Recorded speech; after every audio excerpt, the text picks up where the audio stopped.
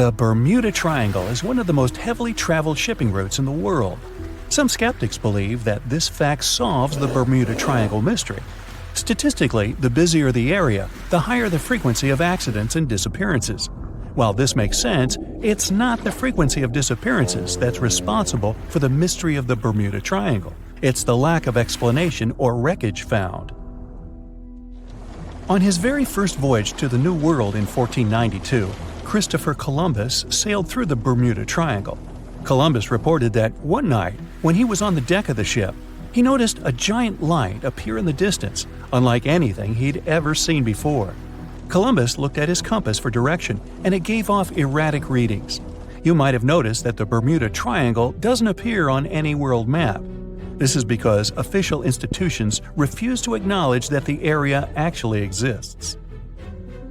No one exactly knows how many ships and planes have disappeared in the Bermuda Triangle. The rough estimate is 50 ships and 20 planes. Most of the time, the disappearances had no explanation and no wreckage has ever been left behind. When the TBF Avenger planes went missing, a massive search operation was conducted. Boats and planes searched the Bermuda Triangle for any signs of the aircraft. One of the boats searching was a PBM-5 Mariner airboat. The airboat took flight at 7:27 p.m. and called in a routine radio message 3 minutes later. Then, it was never heard from again. No trace was ever found of the rescue airboat or the 5 Avenger aircraft. A huge investigation was launched into the disappearance of all these vehicles, but nothing was ever discovered. The Bermuda Triangle is home to some pretty intense and unexpected weather. Storms build up quickly and unexpectedly, then disappear soon after. If you blink, you might miss it. This could explain why few distress signals are issued. Pilots and sailors never saw the weather coming. A popular theory suggests that rogue waves are responsible for the many disappearances. Rogue waves are called extreme storm waves by scientists. They occur when different weather patterns take place at the same time and cause large unexpected waves that reach up to 100 feet tall. Witnesses say that the waves look like giant walls of water. These waves could explain why ships go down fast and without leaving any trace. Just off the coast of Japan, you'll find the Bermuda Triangle of the Pacific Ocean. They call it the Devil's Triangle. Between 1950 and 1954, 9 ships disappeared in this area without leaving a trace. The ship Maroon 5 was sent to investigate these unexplained disappearances when it also vanished. After this incident, the Japanese authorities labeled the area as a danger zone, and sailors were encouraged to avoid it. Some people blame all disasters on the extraterrestrial paranormal activity. Others suppose it's all about raging natural phenomena. Some scientists believe the cause of anomalies is the environmental changes. Also, there's a really high concentration of methane hydrates on the bottom of the ocean in the Pacific Bermuda area. This gas tends to set off, and when it happens, bubbles start forming on the surface of the water. These gas eruptions can interrupt the ability to float and can easily sink a ship. Because of this chemical reaction, there won't be even a trace left. Underwater volcanoes are said to be another possible explanation for the Japanese Dragon's Triangle. In fact, they can take down even small islands. Luckily, nobody lives there. It's a pretty common thing in this area that some of them disappear underwater and others appear out of the blue because of seismic activity. You'll never find the Dragon's Triangle on any official map of the world, so nobody's quite sure about how large it is in reality. In July 2015, 2 teenagers disappeared after setting sail off the coast of Florida. There's some mystery about what the 2 teens were really getting up to. They told their parents that they were just going to fish, but they told their friends that they were crossing to the Bahamas. Shortly after they left, a line of thunderstorms moved towards the area, and the boys were never heard from again. A massive search was conducted, but sadly, nothing was found. 1 year later, the pair's boat was found off the coast of Bermuda with a broken iPhone and some personal effects left inside. One of the most popular and bizarre theories trying to solve the Bermuda Triangle mystery comes from Charles Berlitz. He insists that the area is home to the lost city of Atlantis. The missing ships and planes and malfunctioning equipment, according to him, were all caused by rays of energy let out by the special energy crystals that power Atlantis. While this sounds silly, Berlitz's theory was convincing enough that over 20 million people bought his book worldwide. Previously, the compass wouldn't work well in the Bermuda Triangle since the lines of the two poles coincided here, true north and magnetic north. But if you fall into this line, your compass will behave strangely. But the magnetic north is constantly shifting, and now it's far beyond the triangle. No legend says pirates of the last centuries operate in the Bermuda Triangle, or that the Flying Dutchman makes other ships disappear. A popular theory is that ships travel to the distant past or future through a time portal in the Bermuda Triangle. Fortunately, these are all myths. Just imagine hundreds of giant tentacles reaching out to a group of ships sailing through the Bermuda Triangle. In the past centuries, they could easily sink an entire fleet, since the ships were made of wood and were lighter. Squids wrapped decks with their strong tentacles, made holes in the ship's hulls with their sharp beaks. Toothy suction cups could break the masts and tear the sails. The water was filling the holds and slowly rising to the deck. The ship sank in a matter of minutes. Survivors reached the shore and told everyone about huge monsters. This is how the legends of the Kraken appeared. Fortunately, now people have sonars and equipment for monitoring the sea space. They say the main reason why this place is so enigmatic must be the magnetic fields that form this ominous triangle. Ocean floor is made of rocks containing a lot of magnetite. It's more like iron. Magnetic fields react to the high concentration of magnetite on the ocean floor, which may start a sort of conflict between the two. It can often lead to various weather anomalies and, as a result, navigation issues. And naturally, any changes in the ocean floor or the Earth's magnetic fields influence the Bermuda Triangle a lot. Magnetic fields tend to shift their position, so do tectonic plates and even the continents, even though we never notice it. The skies are usually very clear there, but back in 1883, some people witnessed abnormal things in the area. Some claim to have seen large blocks of ice falling from the skies, and the crew even managed to save one as hard proof. Seems like the Bermuda Triangle has an alternate not only on Earth, but even in space. Spacecraft usually don't disappear into thin air though, like there's no air. This anomalous area is really large and stretches right above the South Atlantic. It occupies the area from Chile to Zimbabwe, and sits right at the point where Van Allen radiation belts are the closest to the surface of our planet. The Earth has two such belts, which come in handy trapping the particles that shoot in from the Sun. They do a great job protecting the Earth from radiation. The magnetic field there is lower, so it allows the Earth's radiation belt to come closer to the surface.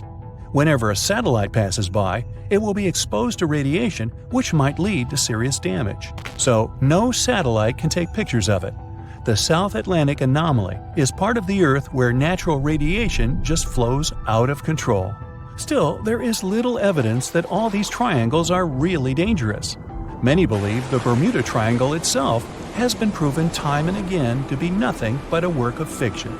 In fact, some shipwrecks, such as the Ellen Austin, gained popularity in the middle of the 20th century, while nobody even thought of drawing a triangle in the Bermuda area before that.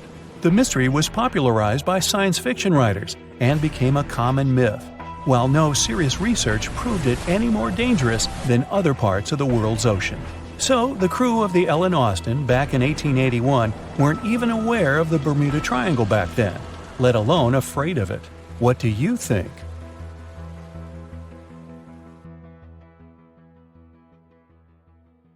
In 1945, 5 TBF Avenger aircraft took flight for a routine training exercise around the Bermuda Triangle. In the middle of the exercise, the planes were struck by intense rain and heavy winds, despite the clear weather forecast. The pilots became extremely disoriented and radioed the base to report that their navigational equipment had stopped working. The last thing the base heard was, "When the first plane drops below 10 gallons, we all go down together." And then, static. The 5 planes and their 14 passengers were never seen or heard from again. On his very first voyage to the New World in 1492, Christopher Columbus sailed through the Bermuda Triangle. Columbus reported that one night When he was on the deck of the ship, he noticed a giant light appear in the distance, unlike anything he had ever seen before. Columbus looked at his compass for direction, and it gave off erratic readings. You might have noticed that the Bermuda Triangle doesn't appear on any world map. This is because official institutions refuse to acknowledge that the area actually exists. In March 1918, carrying a crew of 306 people, the USS Cyclops left Barbados and headed home to Baltimore. The ship passed through the Bermuda Triangle on its journey and was never seen again. The Cyclops never issued any distress signal and disappeared without any explanation, making it the largest ship to go missing in the Bermuda Triangle. No wreckage has ever been found. No one exactly knows how many ships and planes have disappeared in the Bermuda Triangle. The rough estimate is 50 ships and 20 planes. Most of the time, the disappearances had no explanation and no wreckage has ever been left behind. In the year 1800, a large sailing vessel called the USS Pickering departed from the U.S. on its way to the West Indies. The ship sailed into the Bermuda Triangle along with its 90-man crew and was never heard from again. The USS Pickering was the first ever confirmed ship to vanish in the Bermuda Triangle. It's believed that the ship was taken out by a storm, but because no wreckage was ever found, we'll never know for sure. William Shakespeare's famous play, The Tempest, was inspired by the Bermuda Triangle. Sailors returned home to England to tell stories of treacherous waters near the Bahamas, where ships mysteriously disappeared. These stories made it back to the bard himself and inspired his final play about a storm at sea transporting a ship to a mysterious land. The shipwreck in Shakespeare's play is based on the 17th century ship Sea Venture. The ship was carrying supplies from England to Virginia when it was struck by a massive storm in the Bermuda Triangle. Sea Venture was battered by the storm for 3 days and barely made it to the shore. Survivors of the wreck were stranded on a desolate stretch of Bermuda for 9 months. When the TBF Avenger planes went missing, a massive search operation was conducted. Boats and planes searched the Bermuda Triangle for any signs of the aircraft. One of the boats searching was a PBM-5 Mariner airboat. The airboat took flight at 7:27 p.m. and called in a routine radio message 3 minutes later. Then, it was never heard from again. No trace was ever found of the rescue airboat or the 5 Avenger aircraft. A huge investigation was launched into the disappearance of all these vehicles, but nothing was ever discovered. Because the Bermuda Triangle isn't a recognized place, no one knows its exact location or size. Some people believe it covers around 500,000 square miles around the Bermuda area. Other people believe the triangle is as big as 1.5 million square miles. The Bermuda Triangle is one of the most heavily traveled shipping routes in the world. Some skeptics believe that this fact solves the Bermuda Triangle mystery. Statistically, the busier the area, the higher the frequency of accidents and disappearances. While this makes sense, it's not the frequency of disappearances that's responsible for the mystery of the Bermuda Triangle. It's the lack of explanation or wreckage found. The Bermuda Triangle is home to the deepest point in the Atlantic Ocean, the Milwaukee Deep. The area has a maximum depth of over 27,000 feet. This is one of the deepest points in the ocean floor, but still not close to the massive 35,000 feet of the Mariana Trench. But the huge depth might explain how such little wreckage has been found. The Bermuda Triangle is home to some pretty intense and unexpected weather. Storms build up quickly and unexpectedly, then disappear soon after. If you blink, you might miss it. This could explain why few distress signals are issued. Pilots and sailors never saw the weather coming. In the year 1800 again, the ship USS Insurgent was on patrol when it stopped briefly at a coastal base before heading back out to sea.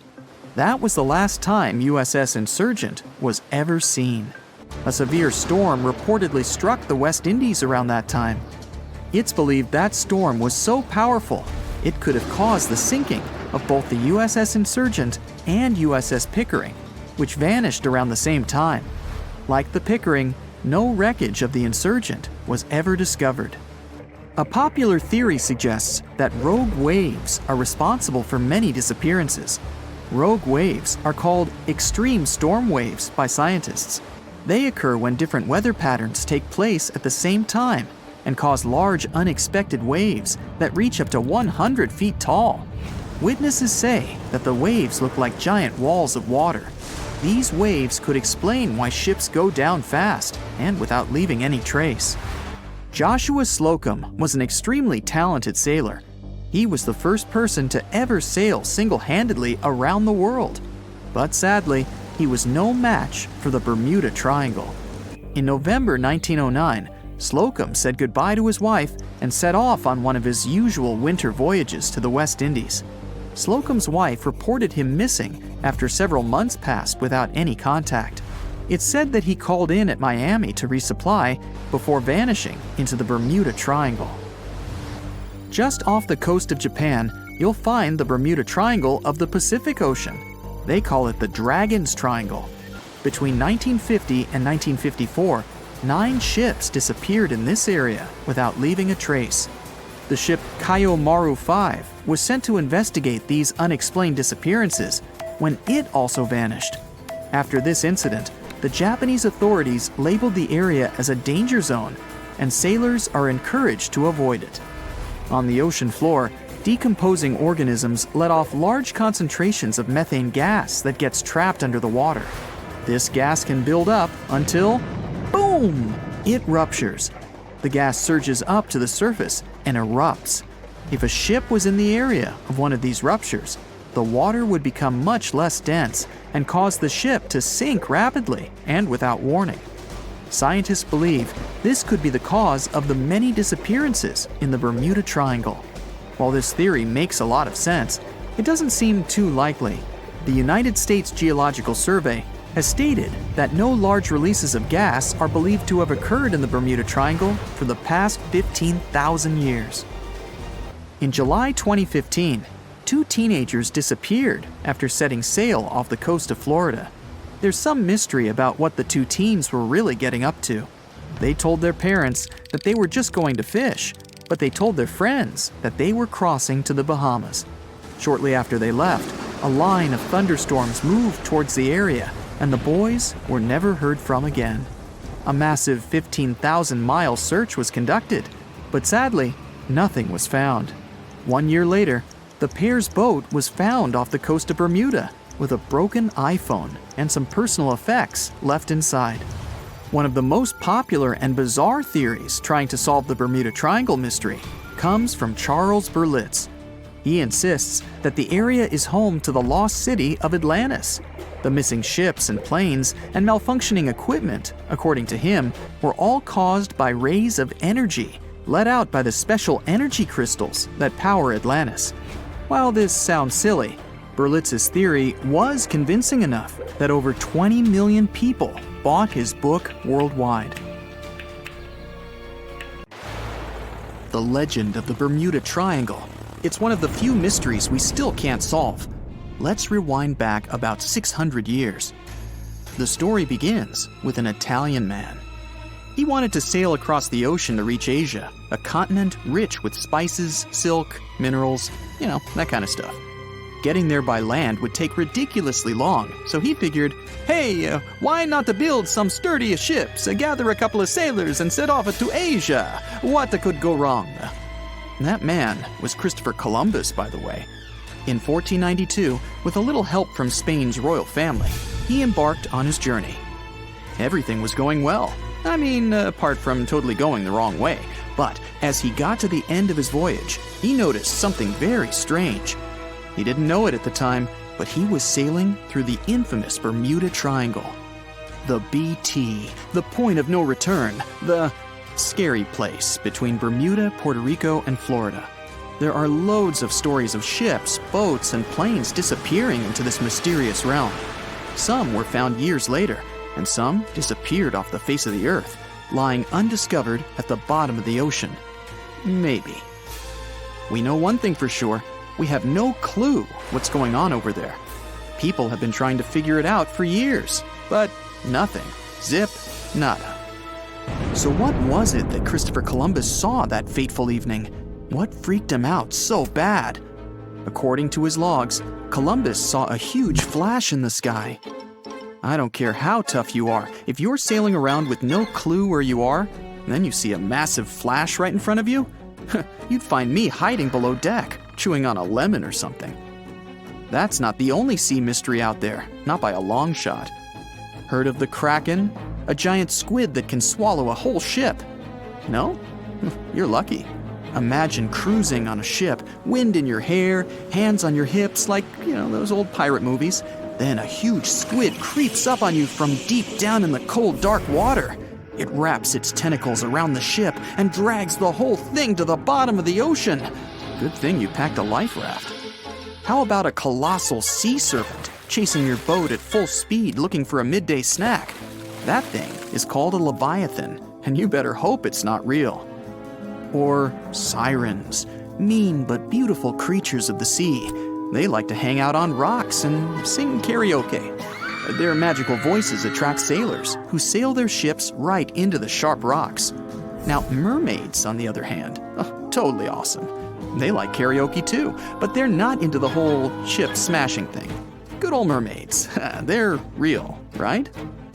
And let's not forget peg-legged pirates. Arr! Lootin', raidin', saying arr every 2 seconds. Arr! What else do those guys do all day? So back to our Italian friend, Columbus. Maybe he just saw a thunderstorm. Duh, why didn't he think of that? Well, I'm not 600 years old, and I wasn't there. How on earth would I know? Weird thing is, he never mentioned any huge waves or heavy rain. No strong winds either. Just a single flash in the sky. Maybe some dolphins were setting off fireworks or something. After the flash, Columbus wrote that his compass needle started dancing all over the place. This keeps getting weirder and weirder. His report ends with a friendly turtle with sunglasses jumping out of the water, pushing the 3 ships to shore, and everyone went out to get hot dogs. Only kidding. So, what happened? Scientists now think they've got the answer. Drum roll. An asteroid crashed into the ocean. Case closed. But wait, what about that stuff with the compass? What does that have to do with an asteroid? Asteroids come in all different shapes and sizes, but they're like chocolate eggs, the best part's on the inside. They're packed full of minerals and metals worth trillions of dollars. Scientists are even trying to figure out how to land on a big one and mine it. It'd have to be a really big one. I'm talking about an asteroid the size of Rhode Island. Why? Because chances are it'd have a magnetic field around it, making it way easier to land on. Scientists think that the magnetic fields around some asteroids can last for millions of years. Mystery solved. Maybe. Captain Christopher Columbus's compass went cuckoo crazy because of an asteroid crashing right in front of him. That actually might explain some other strange Bermuda tales.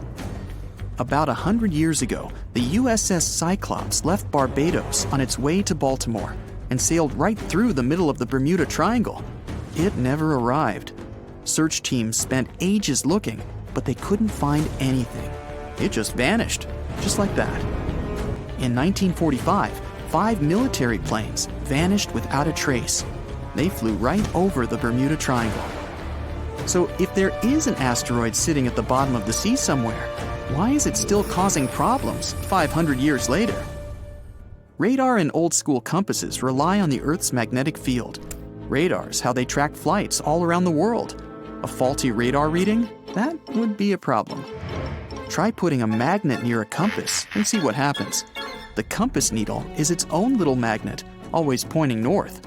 But if you put it next to a strong enough magnet, the needle will spin around to face it. What if that compass is all you've got to guide you to shore?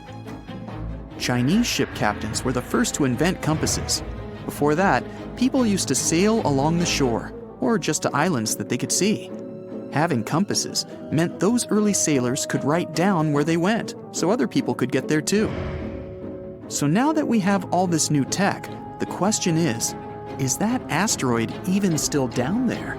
How would we get down there to find out? It wouldn't be the first ever deep sea dive. We've already been down the Mariana Trench, the deepest one on Earth. The Mariana Trench makes climbing Mount Everest look like a joke. Only 2 people have ever been down there. Because it's so deep, the water pressure is insane. The only way down is in a high-tech tank, something that won't crush in on itself under pressure. And that kind of thing doesn't come cheap. Down there, just a lot of darkness, quiet, and beauty, and a bunch of weird animals. The Bermuda Triangle isn't as deep as the Mariana Trench, so we might get down there one day. We might see that asteroid that Columbus saw, this time with millions of tiny fish on it who've made it their home. All those lost ships and planes that disappeared should be down there somewhere. Or we might see something we were never expecting. We might find ancient species of squid, sharks, and turtles with special skills like night vision. We might find gold. Loads of ships full of gold and silver sank on their way back to Europe from the Americas. Some wrecks had evidence of fire. Some were split in 2. Most of them are still out there. Japanese divers once found an ancient underwater pyramid-looking thing. They don't even know for sure if it was natural or man-made. Up in the Baltic Sea, someone snapped a bizarre sonar image of a spaceship? Or just a strange-looking rock? A Swiss lake was hiding a sweet vintage car. After it was dragged to shore and cleaned, it was sold for over $350,000, and the tires still had air in them. Japanese fishermen once found a small round boat that had a glass top on it. There was a red-haired woman inside. Some thought it was a fairy tale come true. Some thought she was a magical creature, and some thought she was a spy. The Bermuda Triangle sounds scary, but the islands near it are awesome. Bermuda is a tiny island where they speak English, and the other points of the triangle are the tip of Florida and the American island of Puerto Rico. A bright flash on your left. Boom! Where did that lightning come from? Your plane shakes, your instruments stop working. A minute ago, the sky was clear and blue. Now it's pitch black. Your senses go haywire. You don't understand which way is up or down. It's a strange feeling. You're beyond time and space. Lightning flashes from all directions. Clouds envelop your plane and swirl it into a vortex. You grip the controls and repeat to yourself, "I'll get out of this. I'll get out." Through the dark and thick clouds, you see a ray of light. It's your only chance. Your plane flies toward the light like a moth to a flame, and whoosh! You break out of the terrible whirlwind. Your instruments are back to normal. The plane's no longer shaking. You're saved. That's how pilots who faced the Bermuda Triangle anomaly describe their experiences. Well, at least on TV shows. The huge chunk of ocean between Miami, Bermuda, and Puerto Rico remain the planet's most mysterious area. But it's not alone. Alaska has its own triangle. Since the late 80s, 16,000 people have disappeared there. Eyewitnesses to the Bermuda Triangle anomaly talk about thick fog, lightning, balls of light, and hallucinations.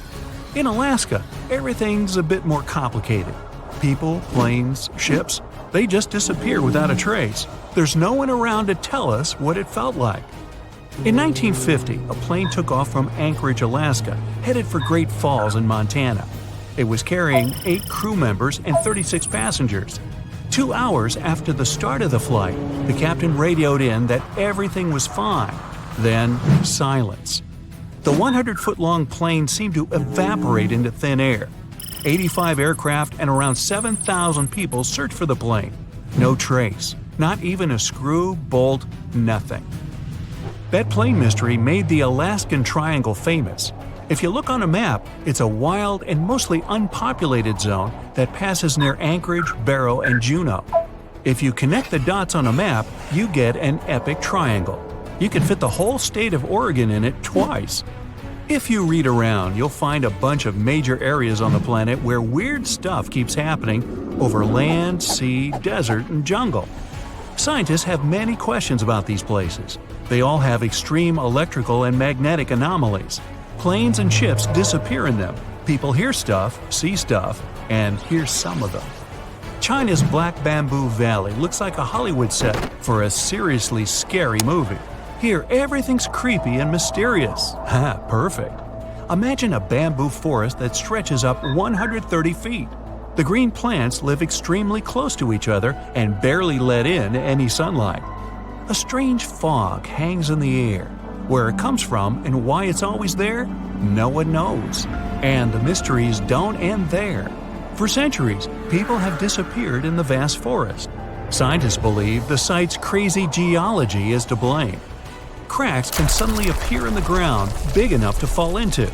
There are sharp changes in weather, and maybe even poisonous steam. Certain trees give it off when they fall to the ground. There's a long road through Ladakh in India. It's called the Magnetic Road. It slopes upwards and seems to violate the laws of gravity. Here's what happens. You drive to the foot of the hill, turn off the engine, and get out of the car. The car starts rolling uphill up to 12 miles per hour. Why does it happen? Theory 1. The hill has an incredibly strong magnetic pull, and it attracts cars once they get too close. The Indian Air Force supposedly avoids flying over it to avoid any interference with their equipment. Version 2. It's all just an optical illusion. The hills around it seem to fade into the horizon. It looks to us like the road is sloped up, but it's actually not. Huge Lake Michigan looks more like a sea than a lake. And over the past 400 years, 6,000 ships have disappeared in it. Why does it happen? The lake has its own mysterious triangle, and there are actually more unsolved mysteries here than in the famous Bermuda Triangle. In 1950, Flight 2501 disappeared over the lake, en route from New York to Minneapolis. The fate of the 3 crew members and 55 passengers remains unknown. In 2007, an underwater archaeology professor was surveying the bottom of Lake Michigan. He found stones arranged in a circle 40 feet down from the surface. They kind of look like Stonehenge in England, but why were they at the bottom of a lake? Who put them there? Archaeologists found a carved pattern on one of the stones. Its outline resembles a drawing of an animal. Now, that's not unusual, except that this particular animal, which looks like a mammoth, was probably carved around 10,000 years ago. Sleep is very difficult for the Venezuelan locals who live near Lake Maracaibo. Right at the place where the Catatumbo River flows into the lake, there are huge electrical storms that can go up to 10 hours long. 260 days a year. That's over 1 million lightning bolts over the lake every year. Scientists don't know exactly what causes the daily lightning parties. Some people think it's due to the gas methane which comes out of the ground. Other scientists blame uranium deposits in the soil. Nowadays, though, most researchers are sure that the lightning's caused by weather. Cold mountain air smashes against warm sea air. The result? A lot of friction and moisture, the perfect combo for near-nightly natural fireworks. It's super loud and kind of annoying if you live nearby, but the area is really important for the planet. It helps regenerate our vital atmospheric ozone. And the one that started it all, the Bermuda Triangle. Planes, ships, all gone without a trace. The theories are endless. Scientists even think there might be a huge meteor at the bottom of the sea that emits its own magnetic energy. It might have confused the navigation equipment on all those unlucky carriers. And it's been going on for a while. Researchers think that it was causing trouble even way back in Columbus's time. As far as Alaska's concerned, magnetic anomalies are a dime a dozen. Around here, your compass might be off by 5, 30, or even 60 degrees. But equipment malfunction isn't really enough to explain the disappearance of so many aircraft and people in this absolutely massive state. Alaska is wild. High mountains, never-ending forests, snow in the winter, and some serious heat in the summer. There are 3 million lakes, 12,000 rivers, and around 100,000 glaciers. There's only 1 person per square mile. California has over 250. You could walk for days, weeks, even months without seeing anyone, except maybe a bear or 2. And the days and nights can be really confusing this far north. Tourists from all over the world dream of coming to Alaska to see the planet as it was before.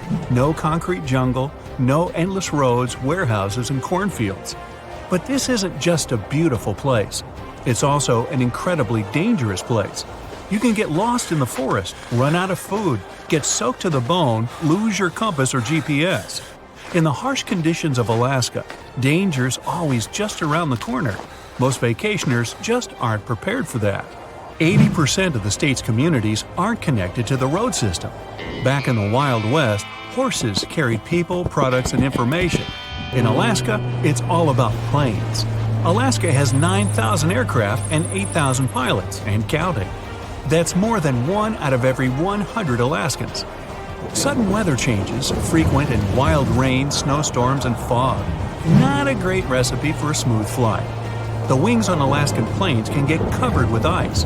The fog can hide the snowy mountaintops, and strong gusts of wind can knock a tiny plane way off course. That's what those pilots have to deal with every time they take off. So, that plane that disappeared? Investigators believe that the Douglas C-54 Skymaster disappeared due to bad weather, and any debris was covered with snow or fell into a lake. 5% of Alaska is covered in glaciers, and there are loads of cracks in them, some big enough to fit a person, a few people, or even a whole airplane. The moon shines brightly and illuminates the black water of the ocean. Thick fog descends on it in ominous silence. Then, it's suddenly broken by the creaking of wooden boards, followed by a rippling of the waves. Through the fog, you see the outline of an old, large ship. Its hull is rusty, and a strange cold is coming from it. But the most unsettling thing is that there's no one on the deck. The ship sails without a crew. No, this isn't a mythical Flying Dutchman, but a very real ghost ship. September 2nd, 2019. The British Royal Navy's ice patrol ship, called the HMS Protector, sails through the calm waters of the Atlantic Ocean. The time is 11 p.m. Some of the ship's crew are on deck, while others are sleeping in their cabins. The captain steers the ship and looks straight at the horizon. The sky is lit up by an orange twilight, and clouds float in the distance. Suddenly, against this beautiful landscape, one of the sailors notices the black silhouette of an unknown ship. The captain slows down and steers the ship a little closer to the mysterious vessel. This is an old cargo ship, 250 feet long. Attempts to contact the crew members lead to nothing. It seems the unknown boat is floating in the ocean by itself. There's no one on board, at least, no one alive. The deck of the ship creaks from rocking on the waves. The sun sinks below the horizon, and it gets dark. The ship looks terrifying. British sailors don't dare to climb on that strange deck. They take a photo, post it on the internet, and sail away. Many people on the internet will assume the sailors met a real ghost ship. 5 months later, we're in the village of Ballycotton in County Cork, Ireland. A local leaves the house early in the morning to go for a daily run. Music in his headphones, fresh cool air, and a scenic route are ideal conditions for a good workout. The jogger runs along the road on the coast of the Celtic Sea. There was a strong storm last night, and now the sea looks calm. The man runs along the top of a low cliff and notices a huge vessel. An old rusty cargo ship 250 feet long lies on the beach, right among the rocks. No people on board. It seems the ship has been here for ages, but the local is sure this vessel wasn't here yesterday. A little later, it turns out this is the same ship that the sailors from the HMS Protector saw 5 months ago, thousands of miles from this place. The cargo ship, called the Alta, was built in 1976. Nobody knows who used it all this time and for what purposes. It's only known that in 2017, the ship was purchased by a new owner and marked with the flag of Tanzania. It's important to say that almost all cargo ships are equipped with AIS, Automatic Identification System, which is needed to track ship movements in the ocean. Since 2015, something strange started happening with the Alta's AIS.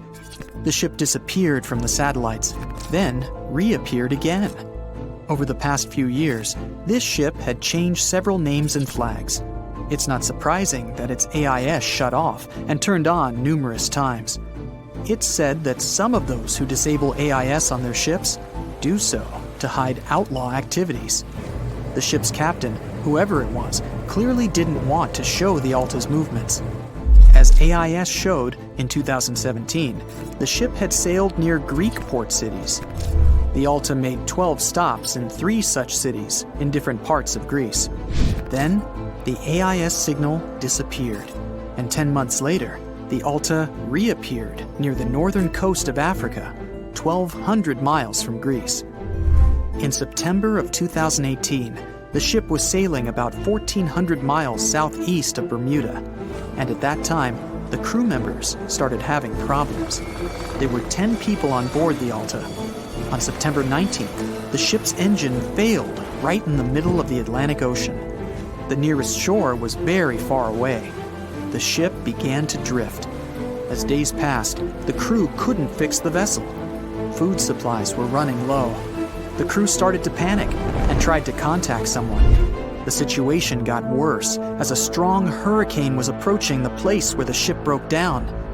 Crew members contacted the U.S. Coast Guard. On October 2nd, a helicopter headed towards the ship. Food and water were unloaded on the Alta. This was enough for the crew to bide their time for several days. About a week later, a rescue boat sailed about 1,500 miles to reach the Alta and help the stranded sailors. Shortly before the start of the hurricane, American rescuers succeeded. The entire crew of the wrecked ship was taken to Puerto Rico. The Alta remained drifting in the ocean. After a while, another ship arrived to tow it to the coast of Guyana. Then, something went wrong again. The ship was hijacked. Who did it and why remains a mystery to this day. But then, for some unknown reason, the thieves decided to abandon the ship and left it to drift in the ocean. For almost a year, the ship's location couldn't be tracked. Then, in September 2019, the vessel was found by the British Royal Navy. How the Alta was able to cover the distance across the Atlantic and wash up on the coast of Ireland is unknown. An investigation has been launched in Ireland. It's necessary to identify the owner of the vessel and find a responsible person to take on the task of towing it. But no one has since been found. Once, an unknown person called the Irish authorities and introduced themselves as the owner of the ship, but didn't provide any evidence. Several barrels of oil were found on board the Alta. To dismantle the ship, the Irish authorities will need to spend about 10 million euros. Local residents are annoyed by the wreck too. Corroding metal is bad for the environment, and kids have already snuck on board and posted a video on the internet from inside the abandoned ship. The further fate of the Alta remains unresolved. It's still lying there. That ship sailed in the ocean for just 2 years. Now imagine if some other managed to drift for 38. In all that time, no one could catch this ship, and people still seek it. That vessel is called the SS Bechimo. It was a merchant ship owned by a Canadian trading company. In 1931, the ship got stuck in ice off the coast of Alaska. A strong snowstorm began. The team waited a week for it to end, but the storm only intensified. One day, the weather improved a bit, and part of the team was evacuated to the nearest city. Another part of the crew, with the captain, set up camp near the ship. The storm started again and didn't stop for a long time. The blizzard was so heavy that the ship's captain couldn't see beyond his arm's reach. Finally, when the storm was over, the captain saw that the ship simply vanished. He decided the Bechimo sank during the storm. A week later, the ship was found, drifting near the place where it was lost. The hull of the ship was damaged so badly that it was unsafe to sail on it. The captain decided to abandon the ship. However, it didn't sink. For the next 38 years, it was drifting at various points along the Alaskan coast. Several times, people climbed on the ship, including native Alaskan residents and a group of researchers. Attempts to save the vessel from the sea ended in failure. The salvage operations were hampered by drifting ice and bad weather. The last time it was seen was in 1969. The ship was frozen and blocked by the ice. In 2006, the government created a special project to find the Bechimo. However, in all these years, the ship still hasn't been found. Its fate is unknown. It's likely that the ship has finally found peace and is now lying on the seabed of the Chukchi Sea. The voyage started just like any other. The cargo ship SS Cotopaxi is making another journey to Havana, Cuba, to deliver coal. It's November 29, 1925. For Captain Meyer and his crew, leaving Charleston Port, South Carolina, it will be the last trip the ship ever makes. Its route ran through the Bermuda Triangle. 2 days into the trip, the Cotopaxi sent out a distress signal. It had got caught up in a strong tropical storm and turned over on its side. The wind was very strong and there was powerful lightning as well. Rain gradually filled the ship's hold. Then there was a bright white flash, and the ship disappeared without a trace. Later, its wreckage was found in the Gobi Desert, which is in a completely different part of the world. All 32 crew members, including the captain, were missing. Of course, the part about the Gobi Desert is fictional. For one of his movies, Steven Spielberg came up with the idea that the ship was moved there by aliens. Still, in real life, the ship was never found, and its crew really did disappear. It was officially declared missing a month afterward, and nobody could find the wreck. It seems like a classic case of mysterious things going on in the Bermuda Triangle. But most mysteries are solved sooner or later. In 2020, the Cotopaxi was found. A man named Michael Barnett had moved to Florida to study shipwrecks off the coast. One wreck in particular really caught his attention. It was much larger than the others, and the locals called it the Bear Wreck. It was about 40 miles from St. Augustine in northern Florida, but no one had ever managed to identify the rusty hull. So Michael started to do some detective work. He measured the size of the shipwreck and started working through all the information he could find.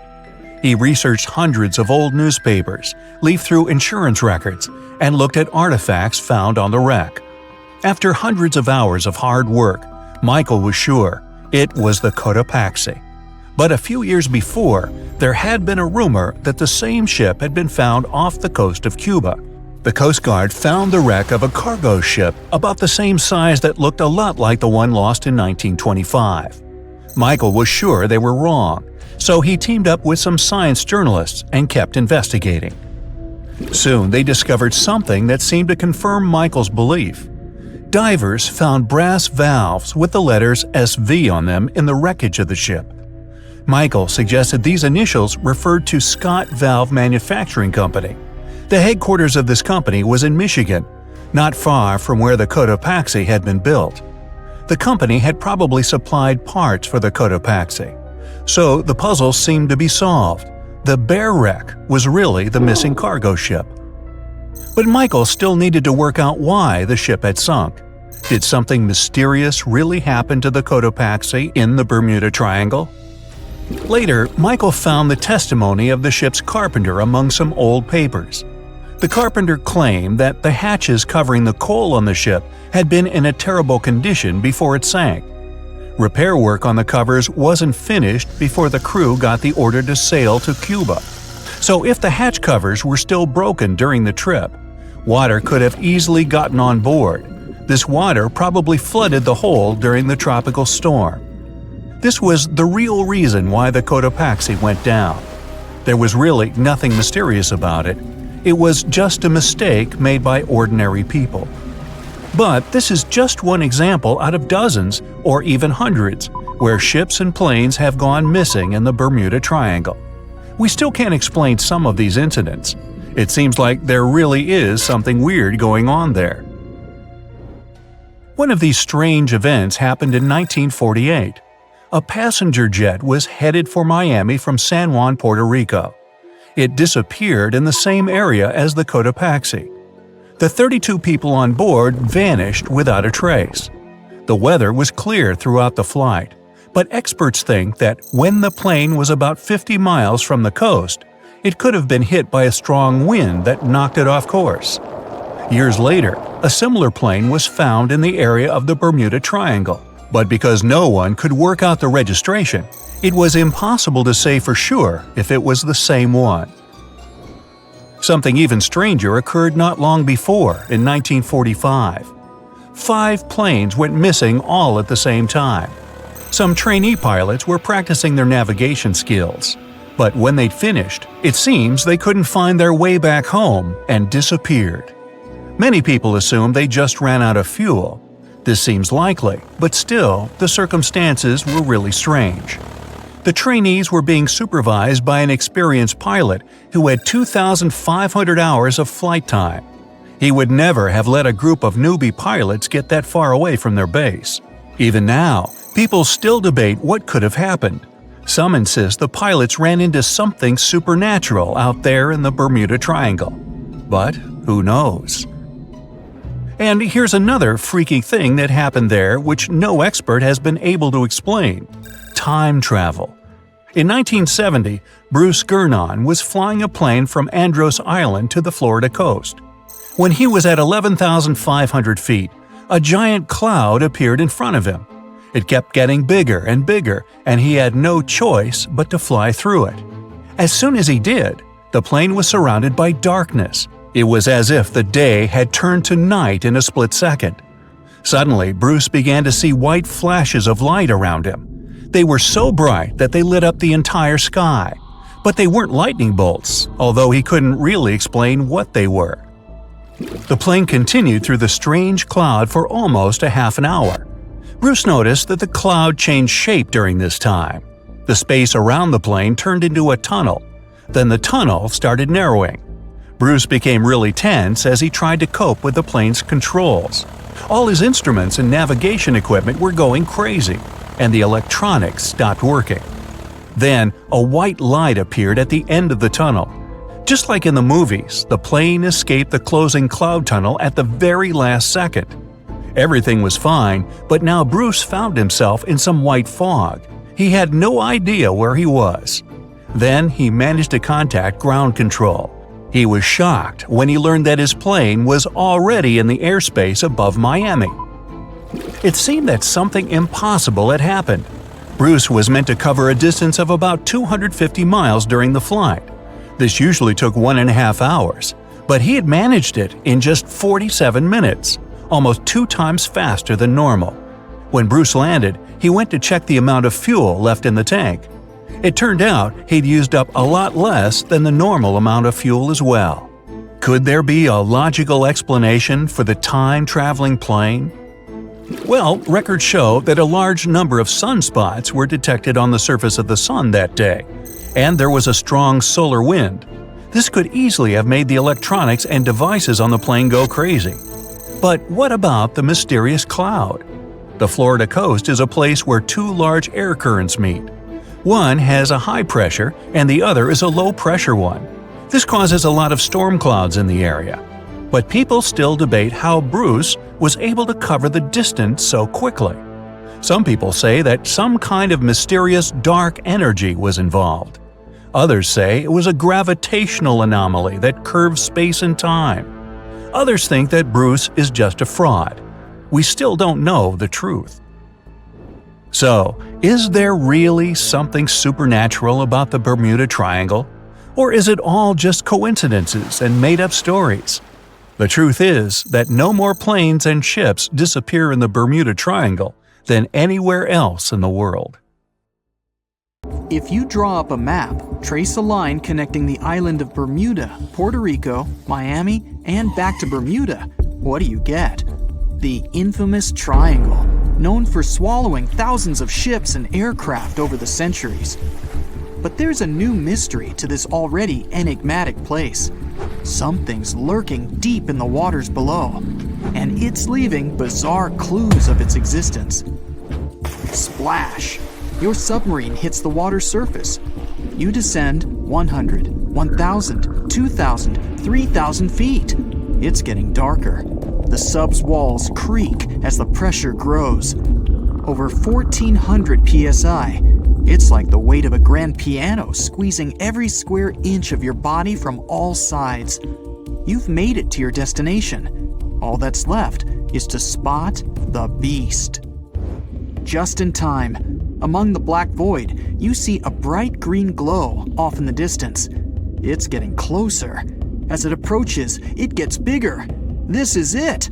The creature that's been leaving strange circular markings on fish, dolphins, whales, and even other sharks. Behold, the cookie cutter shark! Don't let its size fool you.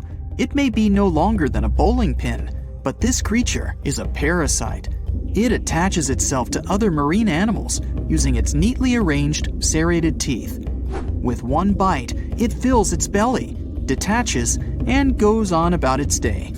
Its mobile snack also swims away with its life. The only evidence of this rendezvous, a cookie-shaped mark on its body. Don't assume you're safe in your submarine. These bold little guys have been known to go after subs too. You decide not to risk the shark punching a hole in the only thing keeping you from being squished to a pulp by the surrounding water. You journey on to meet other bizarre creatures lurking in the Bermuda Triangle. At twice the depth, you'll find the dragonfish. Unlike other deep water inhabitants, these things produce light in the infrared range. Blue and green is what other fish stick to. This gives the dragonfish a huge advantage. It provides itself with light that other marine dwellers just can't perceive. Things that want to eat the dragonfish can't detect this light, as well as the critters the dragonfish likes to feed on.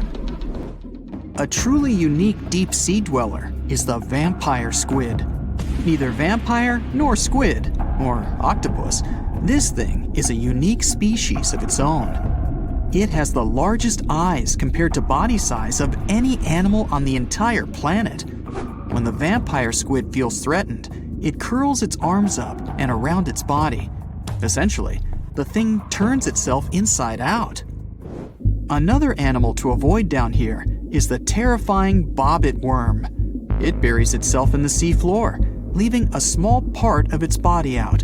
It waits for dinner time with its pincer-like mouth parts open. What's on the menu? Other worms and fish that can be 7 times bigger than the bobbit. It uses its 5 antennas to sense when lunch is close enough to snap. In an instant, the worm launches forward and grabs its lunch with its mouth parts. It's not done yet. Once it's got its jaws locked onto its lunch, the worm injects it with venom and pulls it down into the burrow to feast. One of the deepest trenches in the Bermuda Triangle is the tongue of the ocean. This is also the secret breeding grounds of tiger sharks. You'll instantly recognize them thanks to those darker gray tiger stripes on their sides. They're the second largest predatory shark species after the great white. And with a big size comes a big appetite. Marine mammals, smaller sharks, stingrays, and green turtles are all on the menu. If you ever come face to face with a tiger shark, hopefully not, remember this: you can tell the fish's age by looking at its stripes. They fade over time, so the younger the shark, the more pronounced its stripes. There's plenty of zooplankton in the Bermuda Triangle. These are, usually, small organisms that are essential to the ocean's food chain. But get this, if nothing ate them and they were left to grow out of control, zooplankton would cover the entire world in layers and layers in just 4 months. Oh, and the largest type of zooplankton is the jellyfish. Jellyfish were around long before dinosaurs. You probably know your body is 60% water. A jellyfish is 95%. So if it gets washed onto the shore, after a few hours, most of its body just evaporates into the air. There's also a jellyfish that lives forever. The immortal jellyfish can revert itself back to its polyp stage and then grow again. Sounds like something from another planet, but it's no space jelly. Those do exist, by the way. Back in the 1990s, NASA raised jellyfish in space to see what zero gravity does to them. They were just fine living up there in the cosmos. When they came back down to Earth, though, they had trouble adjusting. The European eel hasn't been to space, but it is quite a globetrotter. It travels all the way from Europe to the Sargasso Sea, where the Bermuda Triangle is located. In the larval stage, it just drifts around the ocean for as long as 3 years sometimes. It's also the chameleon of the sea. Over the years, the European eel changes color, going from translucent to yellow to metallic silver. They're nocturnal and secretive, pretty much the ideal companion to have when you raid the fridge at midnight.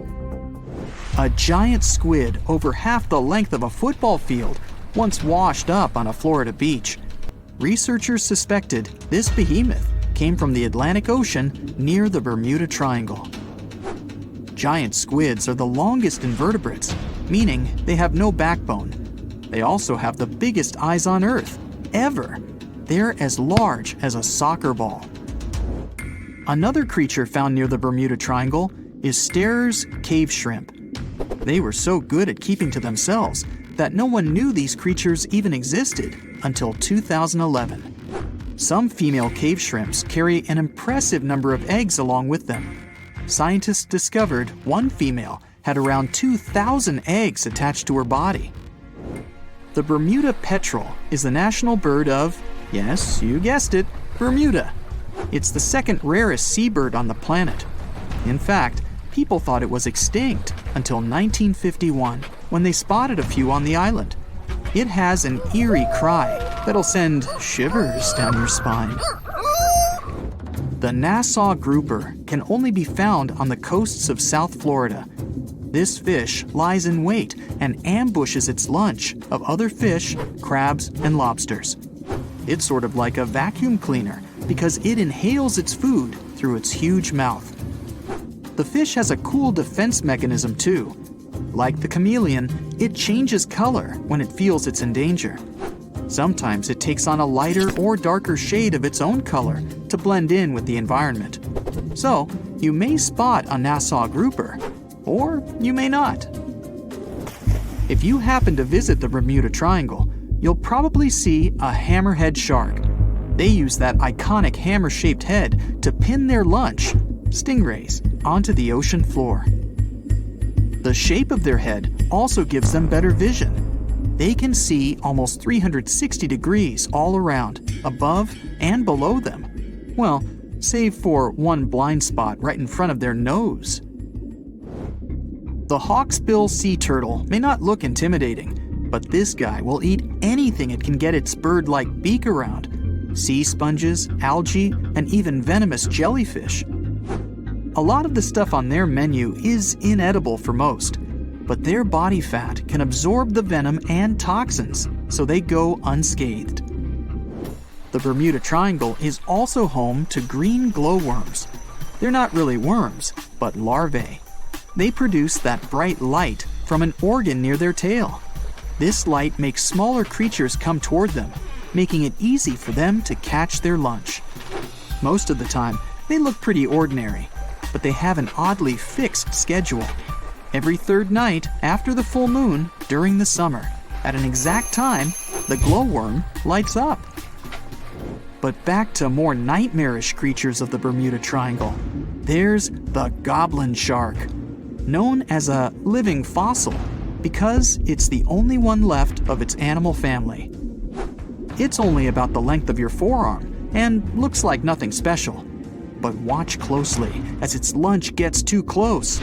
Boom! The shark's jaw shoots out of its mouth and grabs onto the unlucky creature. Once the teeth have locked in, the jaw goes right back in the shark's mouth. And yes, you share the planet with this thing.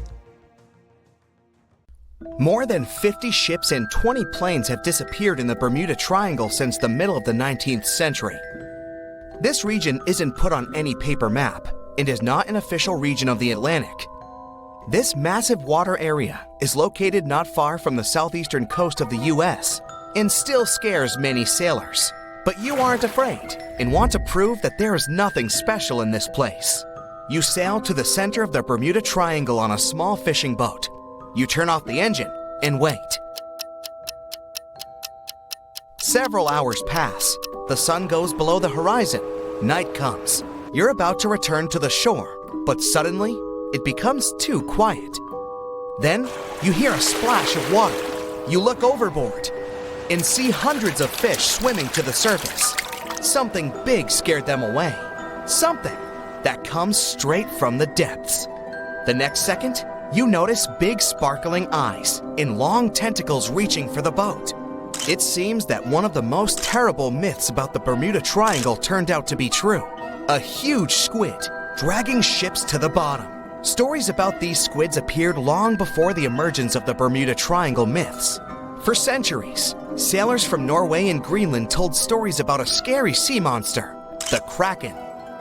In those stories, the Kraken broke the decks of ships with its giant tentacles and dragged them to the bottom. The approach of this creature is impossible to see since it's coming to you not from the side, but from below. But all these were just stories. Only in the 19th century, scientific evidence of the existing of these monsters appeared. A beak of an unknown squid was found on the coast of Denmark. The size of the find was about 3 inches in diameter, which is about the size of a human palm. Then, it became clear that the Kraken was real, and it's just one variety of giant squid. Since then, more than 21 species of giant squid have been described, but the first video with this monster was recorded in 2004 in the waters of North Atlantic, not far from the Bermuda Triangle. Marine biologists used a lure to draw the squid out of the depths. The huge monster was about 30 feet long, which is about half a subway car. It suddenly appeared out of the ocean darkness and quickly attacked the lure, squeezing it with its tentacles. After that, many cases of squid have been recorded on photos and video. Huge squids were washed up on the shore, swam past ships. According to some records, the largest monster ever found was 59 feet long and weighed almost a ton. This is the size of a big bus. Some scientists believe that giant squids can reach 150 feet in length, which is almost twice the size of a basketball court. But the big size is not enough to sink a ship. The first thing that helps squids do this is the surprise effect. Squids come from the depths, which mean they can be seen from the deck, but the monster can see a boat from afar. It has the biggest eyes in the world. One eye is about the size of a basketball. The eyesight of a giant squid allows them to see prey in the Black Sea depths and from a big distance. Most sea creatures on the planet can't see in such conditions. So, the squid notices your ship and decides that it's food. It quickly approaches the boat and attacks with its tentacles. The squid has 8 limbs and 2 extra longer tentacles the monster uses to bring food to the beak-shaped mouth. The others are covered with dozens of suction cups filled with sharp teeth. Nothing can escape if the squid grabs it. The squid wraps its tentacles around your boat.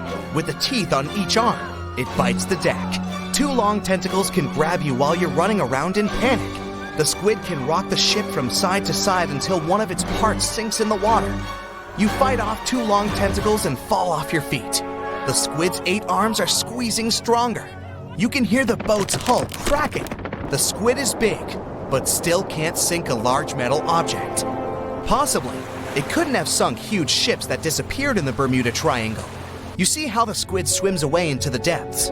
You're lucky this time, but you definitely wouldn't handle 2 such monsters. The existence of giant squids was proven more than 150 years ago, but people still don't know anything about them. The fact is that they are some of the most elusive creatures on Earth. They swim fast, spending most of their time at depths of 1,300 to 3,000 feet.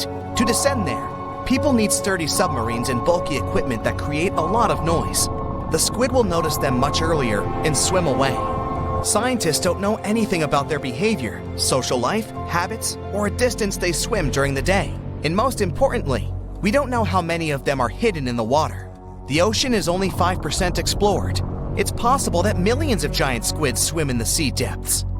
Just imagine hundreds of giant tentacles reaching out to a group of ships sailing through the Bermuda Triangle. In the past centuries, they could easily sink an entire fleet, since the ships were made of wood and were lighter. Squids wrapped decks with their strong tentacles, made holes in the ship's bodies with their sharp beaks. Toothy suction cups could break the masts and tear the sails. The water was filling the holds and slowly rising to the deck. The ship sank in a matter of minutes. Survivors reached the shore and told everyone about huge monsters. This is how the legends of the Kraken appeared. Fortunately, now people have sonars and equipment for monitoring the sea space. You start the engine to swim to the shore and notice that about 30 tentacles are reaching out to you from the water. 3 giant squids squeeze the boat from all sides and pull it down. It looks like there's no way out. You look overboard and see black eyes looking right at you. At this moment, you find a solution. Squids spend their whole life in darkness and are afraid of the light. Fortunately, you have a signal rocket. You use it to scare the monsters away. Squids go back down into the water, but apparently not for long. You release a few more rockets into the ocean and scream in fear. The red light illuminates the sea darkness, and you see hundreds of moving tentacles. They quickly swim away from the fire to a safe distance. At full throttle, you're sailing to the shore and releasing all the signal fires into the water. You don't give the squids a chance to get close to you. Finally, you get to land, confident that you will never return to this place. The bad news is, these creatures swim not only in the Bermuda Triangle. People found giant squid in the oceans all over the world. Yeah, it's possible the giant squid is the main reason for the disappearance of ships, but this doesn't make the Bermuda Triangle a unique place. Boats and cargo ships disappear all over the Atlantic Ocean. The Triangle is not even included in the top 10 of such places. Also, this area is one of the most popular shipping routes of the Atlantic. And the more ships sail in one place, the more ships are lost. Many scientists believe the reason of the disappearances here is strong storms and hurricanes. Bermuda is located in an area of high pressure, which diverts thunderstorms towards the triangle. The waves reach such sizes here that they can turn ships over. Thunder and frequent flashes of lightning disable planes. The Earth's magnetic field is weakened at the location of the triangle. This field works as a shield, which repels solar particles. Here, solar radiation passes through the upper layers of the atmosphere and can negatively affect the electronics operation. Also, there is a theory that says that the Bermuda Triangle is the center of a magnetic anomaly. But scientists made many checks of the magnetic map of this region and haven't found any oddities. The airplane involved was a Beechcraft Bonanza single-engine aircraft. On board, pilot Bruce Gurnon had 2 passengers, his father and business partner. They took off from Andros Island in the Bahamas and headed northwest for the Florida coast. It was December 4, 1970. If you draw up a map, trace a line connecting the island of Bermuda, Puerto Rico, Miami, and back to Bermuda, what do you get? Yes, it's a triangle, a sinister polygon known for mysteriously swallowing over 2,000 ships and 200 aircraft over the centuries. Bruce Gurnon's plane was within its hungry grasp. But this was a typical flight Bruce had made dozens of times before. The trip usually took about an hour and a half, with no hiccups or mysterious phenomena whatsoever. The men were no more concerned than you would be during your daily commute to work. Oh, but this time would be different. They would face very unusual circumstances indeed. Bruce took off and started gaining altitude. Strange things started happening right from the get-go. At an altitude of about 1,000 feet, he noticed a small cloud up ahead. But it kept growing. Not from the plane getting closer, this thing was actually getting bigger in size. Bruce had to fly through it, and he came out the other end just fine. Another mysterious cloud appeared at 11,500 feet. This one was massive, and Bruce had no other choice but to fly through it too. So he concentrated, took a deep breath, and in they went. At that moment, it got dark as night all around the aircraft. Not a single sliver of sunshine got through. But this wasn't a storm cloud, and it wasn't raining. Bruce was starting to get worried, and then, bam! He saw flashes of white light.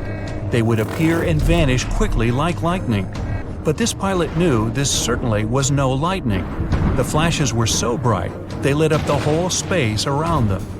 Bruce kept flying for another 30 minutes when he realized this was the same cloud he had gone through earlier when he started to climb.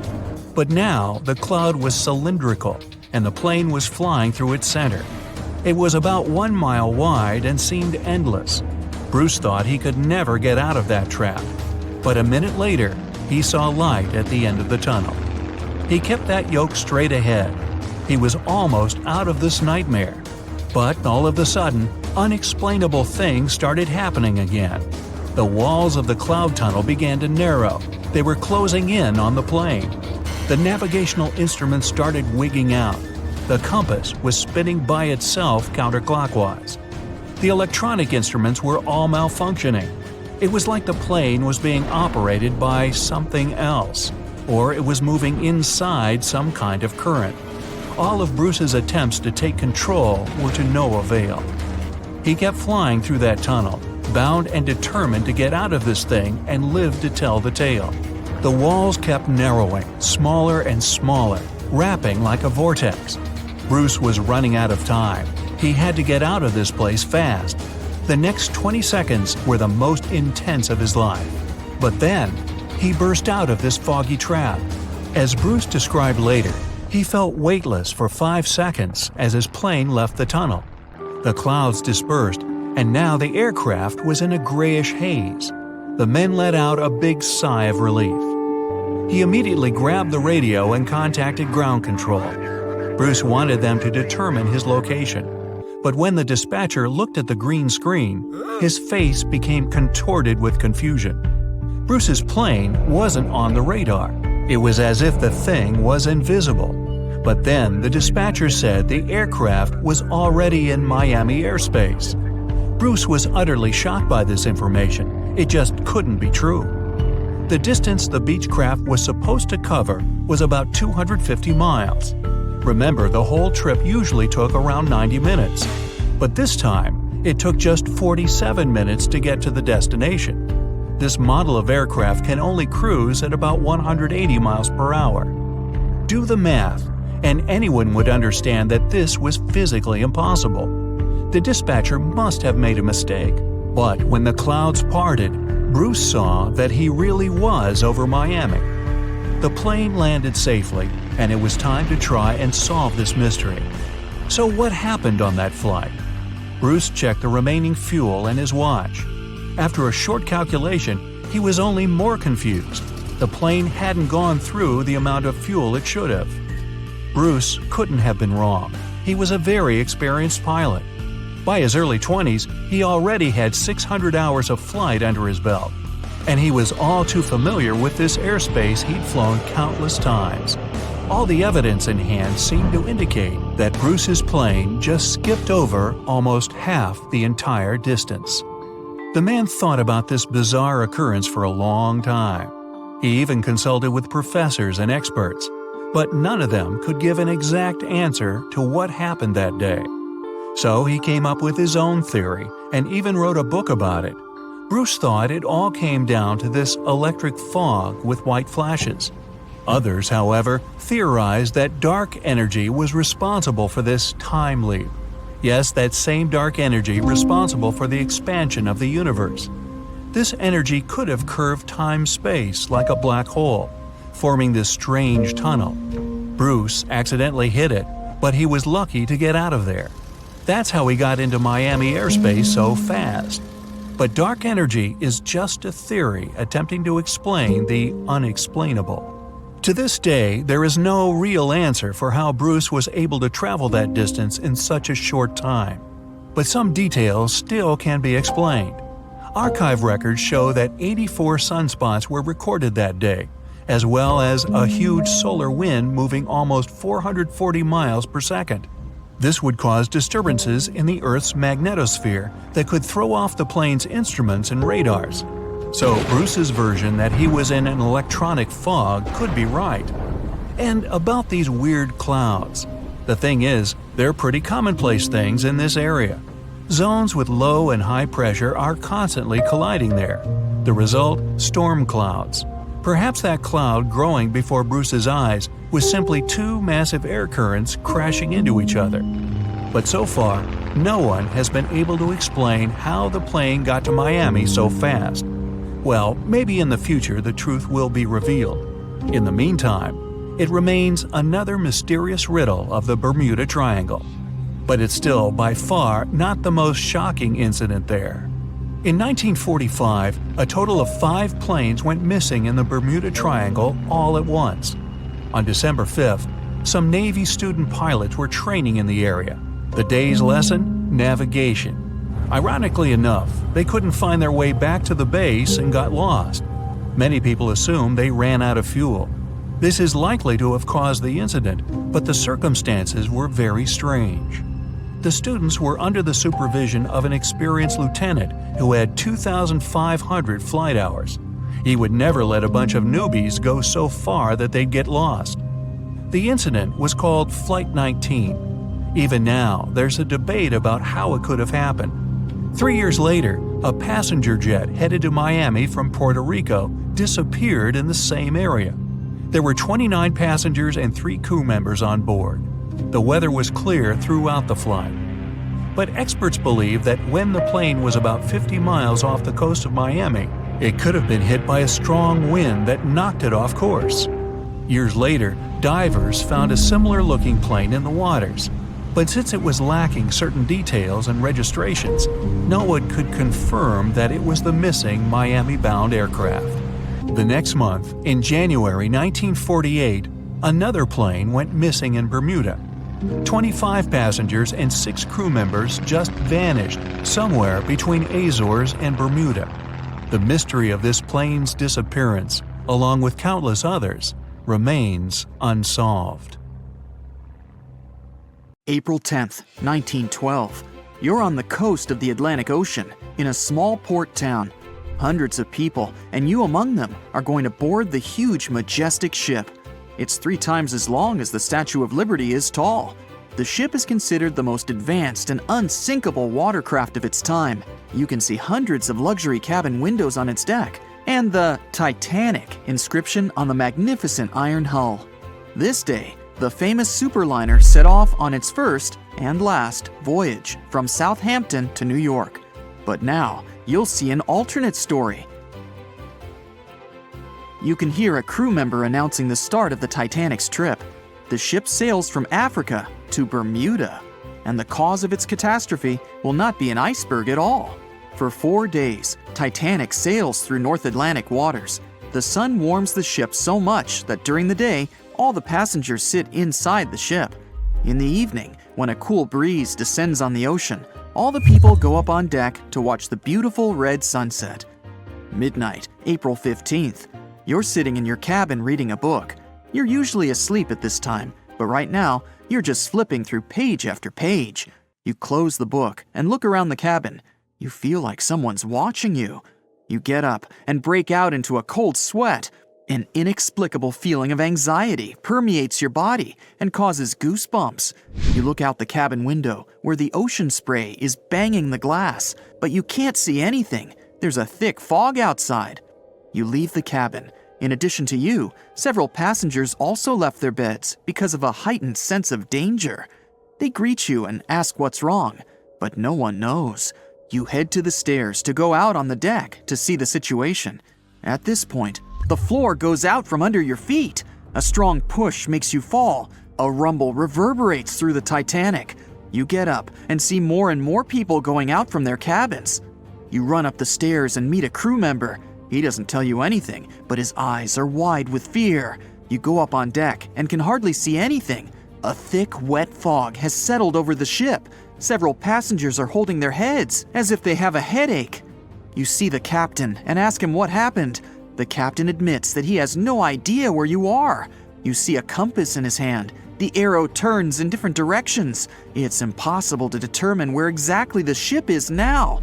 Interestingly, there was no such thing as the Bermuda Triangle before 1964, but the first reports of missing ships in this area date back to the middle of the 19th century. Another push. This time you've managed to stay on your feet. It felt like something big just hit the ship. You run to the railing at the edge of the deck and stare overboard. Through the white fog, you notice a huge shark fin. You haven't seen the full size of the shark, but from what you've seen, it must be as long as a train car. The shark swims away, but after a few seconds, you can see its fin again. It quickly approaches the ship and grabs the iron hull with its huge jaws. The deck is shaking. You can hear the grinding of metal. It seems this huge predator just made a hole in the hull. Only one creature on the planet can do this, the Megalodon. It's an ancient marine predator that measured almost 60 feet in length. Megalodon had no competition in the ocean. It was at the top of the food chain. It's believed the shark disappeared millions of years ago, but the ocean is only 5% explored. Here, it's alive and swimming in the mysterious waters of the Bermuda Triangle. Everyone aboard the ship is panicking. People from the lower decks are running upstairs. The Titanic slowly sinks and tilts to the side. Everyone goes to the lifeboats, but no one dares to get in them while the huge ancient monster is around. The ship's bow submerges under the water. You stand on the left side of the deck and see the Megalodon bite off pieces of the iron hull. You shout to the people in the stern section that the Megalodon is busy and they have time to evacuate. The first rescue boats with passengers go down on the water. Some passengers just jump overboard. Fortunately, the water is much warmer than the place where the Titanic actually sank. You put on a life jacket and jump too. The Megalodon attacks the ship and drags it deeper into the water. The smell of the Titanic's kitchen must have attracted it. You find yourself among the ship's flotsam and lifeboats. The fog's finally rising. The starry sky and the moon illuminate the sea's surface. People help you to climb on board a rescue boat. Everyone tries to sail as far away from the sinking ship as possible. You see the huge shark swimming around the Titanic. At this moment, something distracts it, and the predator goes away. More than half of the ship is already under the surface. The second part looks like a candle sticking out of the water. The ocean is calm, the sky's clear and cloudless. There's no wind. From the side, you see a huge wave growing behind the Titanic. It's about 50 feet high, like a 5-story building. It knocks the ship down as easily as if it was made of paper. The monster wave dissolves in the water as quickly and unexpectedly as it appeared. You've just witnessed a rogue wave. This phenomenon occurs all over the world. Enormous waves suddenly appear, demolish ships, and disappear without a trace. Scientists still can't determine their exact nature, but according to the most popular theory, these waves are formed by kinetic vampirism. Under certain natural conditions, waves accumulate and exchange kinetic energy. Among all the waves out there, there is one vampire wave that absorbs the energy of all the others. When a lot of energy is accumulated, a huge wave grows and splashes it all out. Some believe the frequent disappearance of ships in the Bermuda Triangle occurred because of rogue waves. The people on the boats calm down. Someone sends a flare into the sky. You look at the ocean and see the triangular fin of the Megalodon emerging from the water. It's the size of a sailboat, and it's coming your way. You row the oars as fast as you can. People are screaming and calling for help. There's no chance of escape.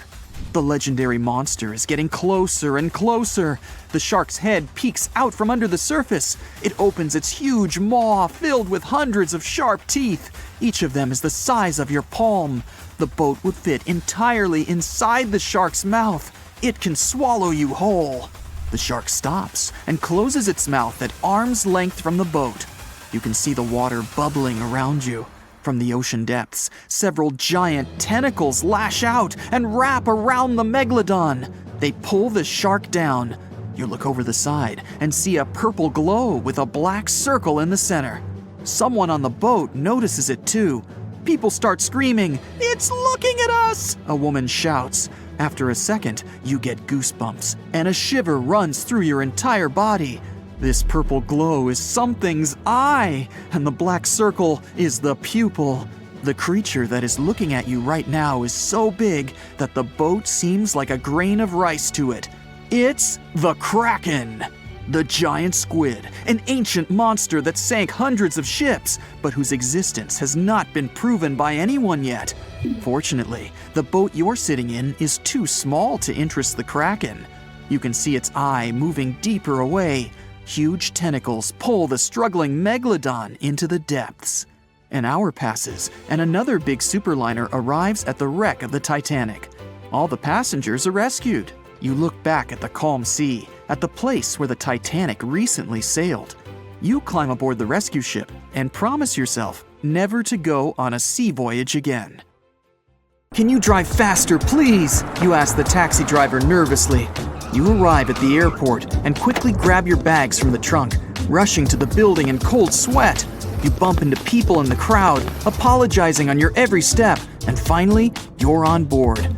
In a few hours, you go from the airport straight to the yacht awaiting you in the harbor, and only seeing the shore drift away from you brings you calm. At last, your Bahamas vacation has begun. You lie down and close your eyes in peace. A slight rocking of the yacht wakes you up. You don't know exactly how long you slept, but the sun is slowly sinking below the horizon. You enjoy a magnificent red sunset, but after a minute, you suddenly realize that you can't see the shore. You run across the deck, looking this way and that. The endless ocean is everywhere. You reassure yourself of having navigational skills and go to the bridge. You look at the compass and see the arrow turning like crazy. Oh, the Bahamas, the Atlantic Ocean, the compass! Wait a minute. Oh no! You're in the Bermuda Triangle! You've heard a lot of stories about this place. Sea monsters, an extraterrestrial base, time loops, and Atlantis. But what to believe? Try to guess which of the theories about the Bermuda Triangle are true. So, the compass, GPS, and internet on your phone become useless. All electronic stuff isn't working. You can't start the yacht's engine to leave this place. Does this happen in the Bermuda Triangle or not? One of the most popular shipping routes passes through the Bermuda Triangle. Every year, many ships sail here, and since the 19th century, only 50 have disappeared. There are places on the planet where many more ships were gone. And if there were serious problems with navigation in the triangle, then the ships would never sail here. Previously, the compass wouldn't work well in the Bermuda Triangle since the lines of the two poles coincided here, true north and magnetic north. If you fall into this line, your compass will behave strangely. But the magnetic north is constantly shifting, and now it's far beyond the triangle. Your navigation is fine. The electronic stuff is fine too. But the fuel on your yacht ran out since you forgot to turn off the engine. You call the rescuers, and they promise to get to you soon. At this moment, a low-frequency noise comes from the depths of the ocean. The sky is twilight, and you notice a bright glow coming from the water.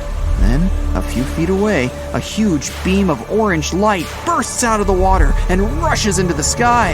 Another beam shoots out from the other side of the yacht. The starry sky is overcast. It seems like a huge blaster is shooting plasma columns into the sky. A new circle of light appears around your yacht. It gets brighter, and the energy charge breaks your ship in half. In a life jacket, you jump into the water screaming. A bright light is formed right below you, and, of course, it's all fairy tales.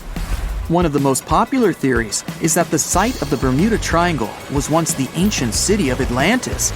The people who lived there had amazing technologies that have no rivals in the modern world. And among these technologies, energy crystals were the most incredible. They generated energy and fed it to all of Atlantis. The city is sunken, but the crystals continue to work and release rays of energy directly from the seafloor. This legend appeared around the middle of the 20th century. It was the beginning of all the other popular myths about the Bermuda Triangle. You sit in the cabin and wait for the rescuers. The yacht is rocking. A storm is coming. You look out the window to understand how serious it is, but you can't see anything. Something dark and sticky has pressed itself against the glass from the outside. And this something is moving. It's a huge tentacle. They're everywhere, clinging to the yacht from all sides. You hear the ship's planks crack and run out onto the deck. A heavy thunderstorm has come, and a huge squid appears from the water. It wraps its tentacles around the yacht and pulls it down. You can't move out of fear. This is also not true. Gigantic squids do exist, but they swim in all the oceans and aren't able to sink big ships. There's no evidence that the Kraken or other similar monsters live in the Bermuda Triangle's depths. Somewhere, far away on the horizon, you notice a ship. Finally, the rescuers! You sit on the deck, grab a soda, and wait quietly for them. Strangely, their ship is so slow. Then you notice that it's made of wood and has black sails. You can hear shouts and cheers. They're pirates with eye patches, sabers, and parrots. Yar! They sail closer and throw ropes on the deck of your yacht. No legend says pirates of the last centuries operate in the Bermuda Triangle or that the Flying Dutchman makes other ships disappear. A popular theory is that ships travel to the distant past or future through a time portal in the Bermuda Triangle. Fortunately, these are all myths, and you're sitting in our reality and still waiting for rescuers. A storm does begin, though. Huge waves shake the ship. You realize the rescuers will not get to you in this weather, so you'll have to wait until morning.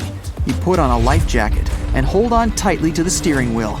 The storm seems not too strong, but at this moment, to the right of the yacht, you notice a huge wave. It's the size of a 10-story building. The wave appears too quickly and turns your ship over like a feather. The impact is so hard that the yacht turns over twice and remains on the water. The huge wave dissipates as suddenly as it appeared. A second later, a bright light bursts through the clouds. This is not the sun, but a glowing disc. It descends towards your yacht and changes the gravity. Your ship is slowly rising into the air. A loud howl strikes your ears. The glowing disc opens, and you find yourself in a black space. This is also a legend. Spaceships from other galaxies don't abduct people in the triangle. You're back on the deck during a storm. That huge wave was real, by the way. This phenomenon is called rogue waves. People see them all over the world, and not just during storms. A rogue wave can suddenly appear during a calm sea. Even now, scientists have not fully studied the nature of this phenomenon. Many believe the waves transfer kinetic energy to each other and create a single wave that spits out the charge and becomes unexpectedly huge. Immediately after that, the wave disappears as the energy has run out. There's no evidence that these waves are often happening in the triangle. However, the Bermuda region is subject to frequent storms and hurricanes. In such conditions, the rogue can easily appear. The storm is ending. You're glad you managed to survive. You can see the first rays of the sun and hear the water foaming around the yacht. There are no waves. The sea is calm, but the surface of the ocean behaves strangely. It looks like the yacht has been caught in a huge bowl of boiling soup. The boiling is so strong that the ship is rocking wildly. You hold on tightly to the steering wheel, but an especially powerful thrash throws you overboard. Calm down, everything's fine.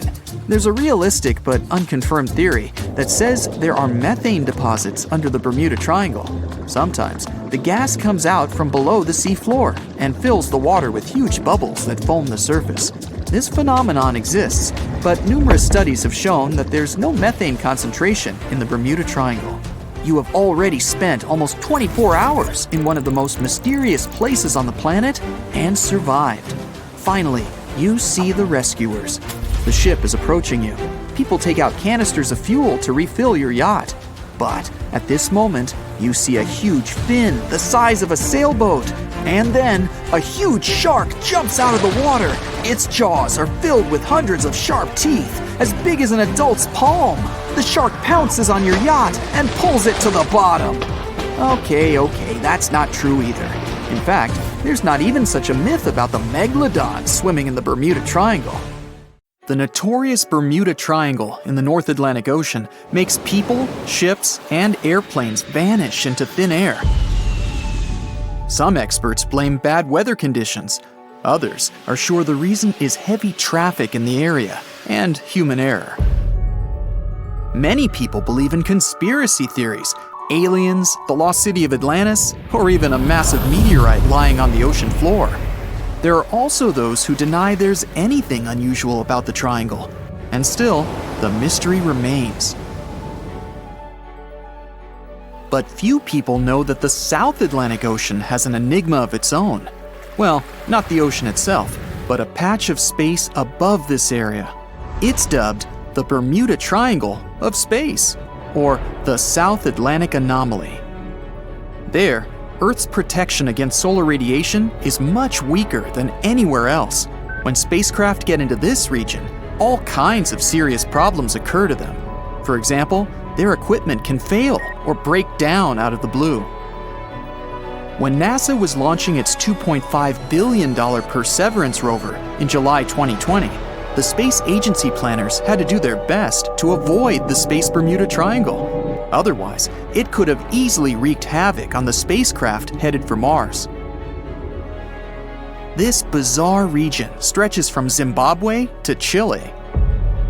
The anomaly itself seems to be connected with one of the two Van Allen radiation belts. These belts are zones of intense radiation that comes from the solar wind. Charged particles get caught by our planet's magnetic field. They form two rings that surround Earth, stretching from 400 to 36,000 miles above the surface. The inner Van Allen belt is made up of mostly protons, while the outer is mainly electrons. By trapping the particles, the two belts protect you and our planet from getting harmed by solar radiation. The South Atlantic anomaly lies in the region where the inner Van Allen belt comes very close to the planet's surface. In this place, Earth's magnetic field is especially weak. Nothing prevents cosmic rays from reaching as far as a mere 120 miles above the surface. The more solar radiation, the more high-energy particles gather over the South Atlantic Ocean. The problem is that this radiation hotspot sits so low that many satellites have to travel through it while following their orbits. There, they get bombarded by protons at a speed of 18,000 hits per square inch per second. No wonder it affects all the electronic systems on board the spacecraft.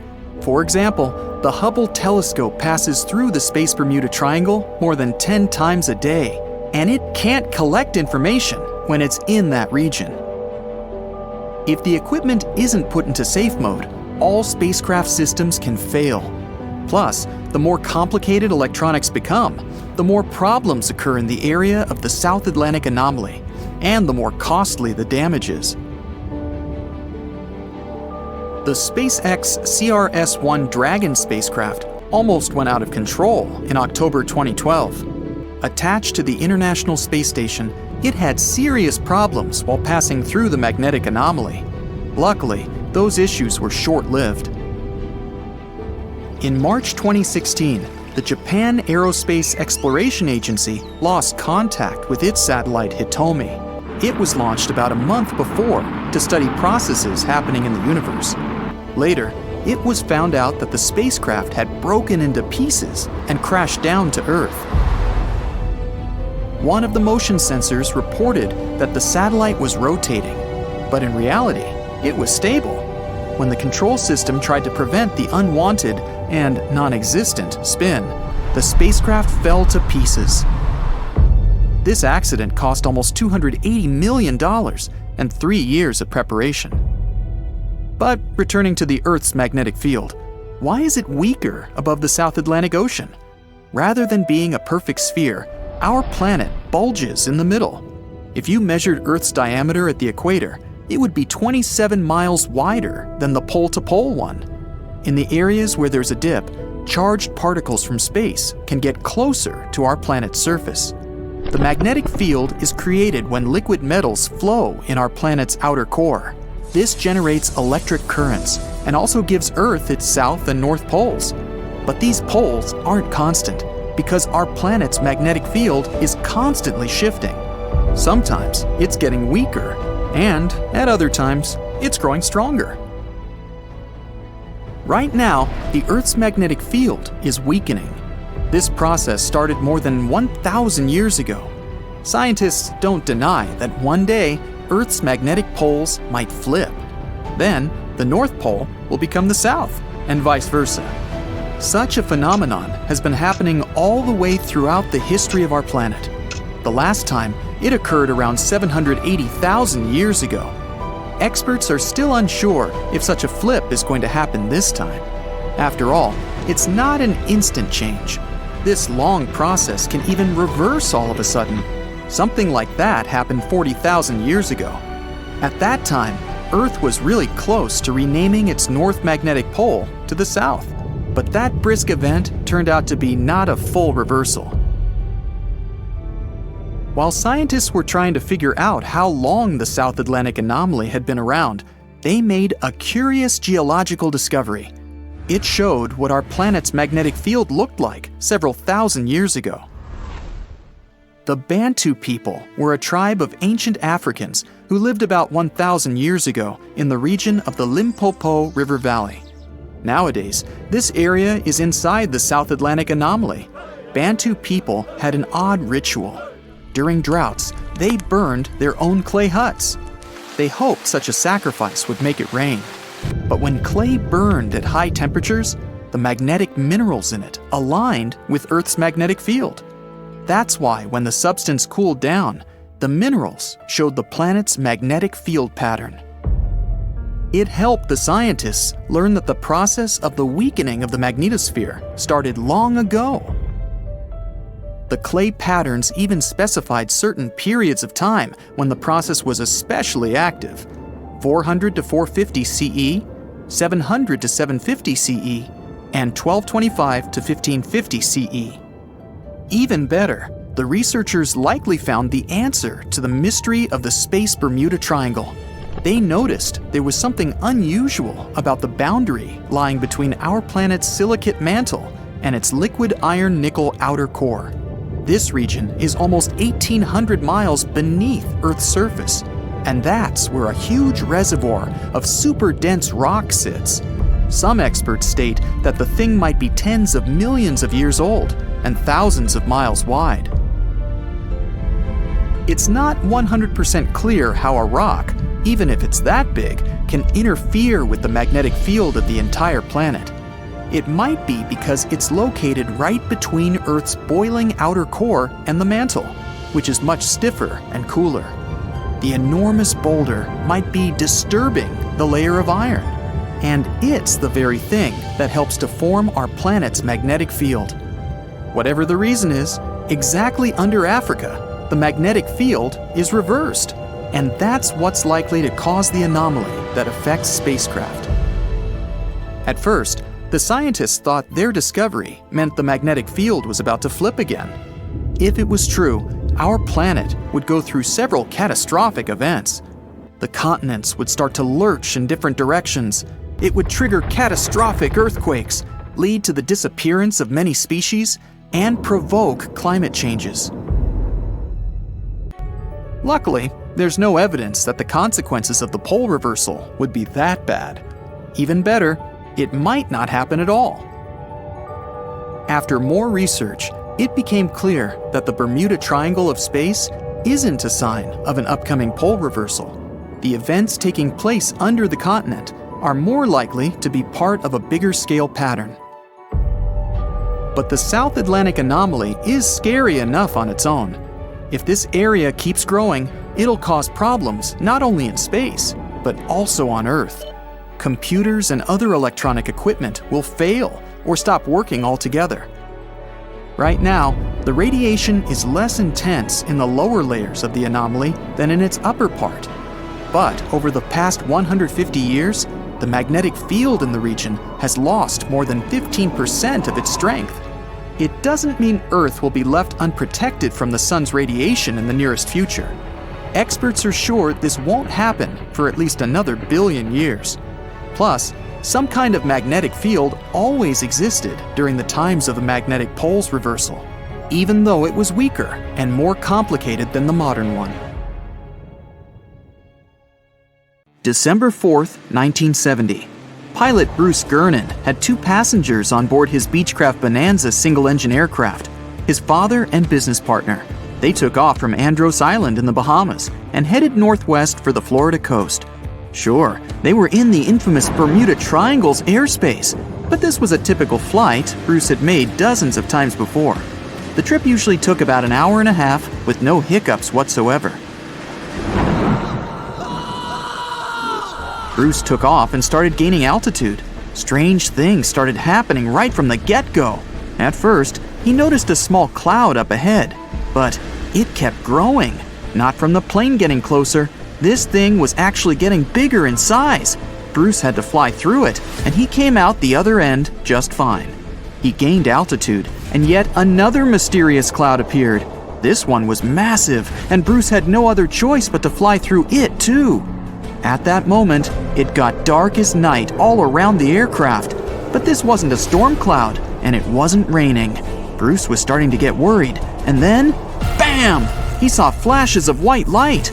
Bruce kept flying for another 30 minutes when he realized this was the same cloud he had gone through earlier when he started to climb.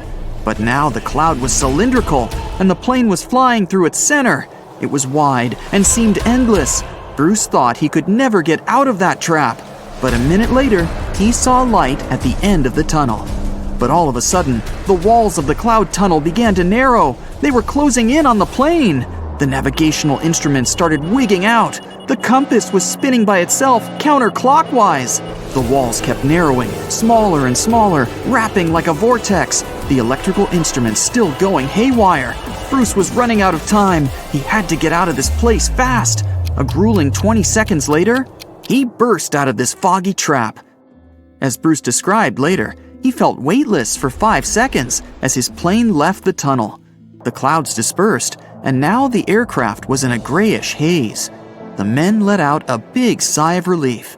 He immediately grabbed the radio and contacted ground control to determine his location.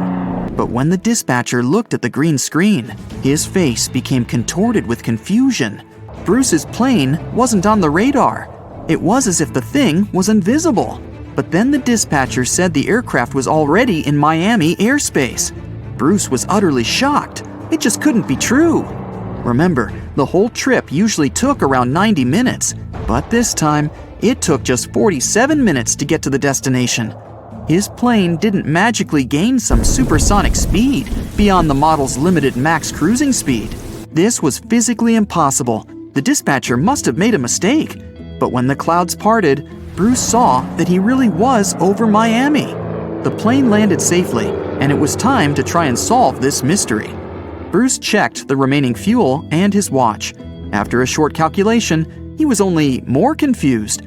The plane hadn't gone through the amount of fuel it should have. Archive records show that 84 sunspots were recorded that day, as well as a huge solar wind. This would cause disturbances in the Earth's magnetosphere that could throw off the plane's instruments and radars. But so far, no one has been able to explain how the plane got to Miami so fast. Maybe in the future, the truth will be revealed. In the meantime, it remains another mysterious riddle of the Bermuda Triangle. Some people are still afraid of sailing through this region because more than 50 ships and 20 planes have disappeared here since the mid-19th century. You won't find this place on a regular paper map, as it's not an official region of the Atlantic Ocean. It's just an imaginary area of water in the shape of a triangle near the southeastern coast of the US. Right now, we're going there to debunk all the myths and fairy tales about this place. The most popular theory says that the ancient city of Atlantis was once located where the Bermuda Triangle is now. It was inhabited by a more advanced civilization than the rest of the people on Earth. In this area, some mysterious crystals were installed that generated infinite energy and powered the entire city. Then the city sank, and its ruins still lie on the bottom of the Atlantic. But among its ruins, there are still places where crystals work. They're the reason for most disappearances.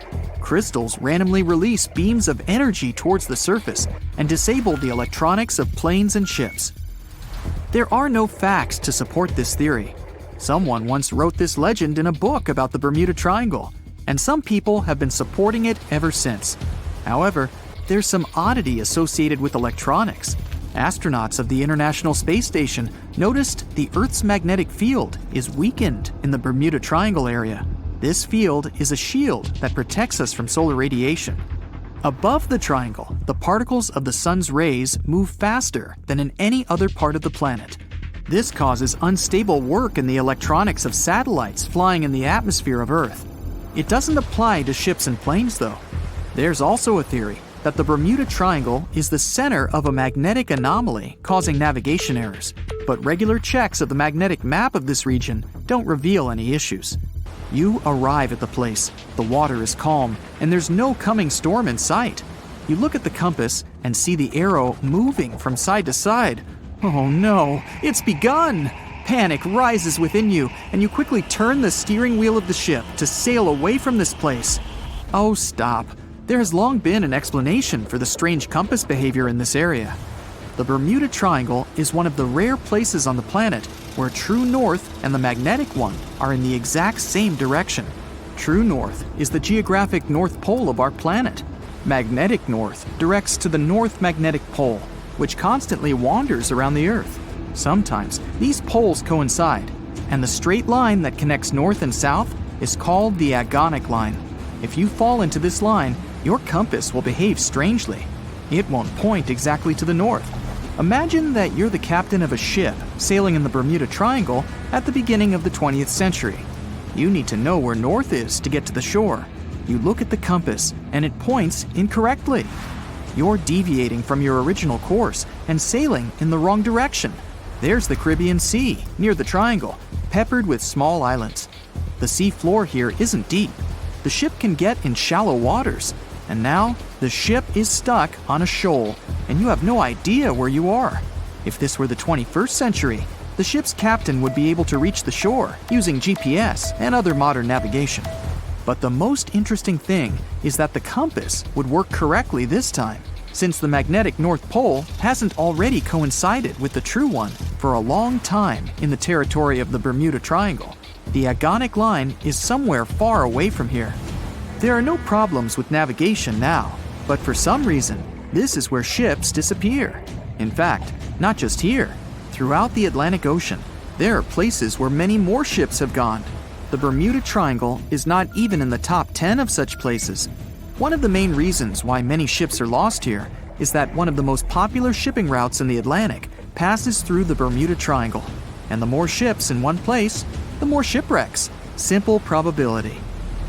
Other theories say there's a space-time rift in this region. Ships and planes fall into this rift and end up in the past or the future. But for some reason, there's not a single proof of this myth. There's no reason to think that the rift is hidden somewhere here. The base of an extraterrestrial civilization is located in the Bermuda Triangle. Visitors from other galaxies steal sea vessels along with the crew, so no one finds the wreckage of the ships.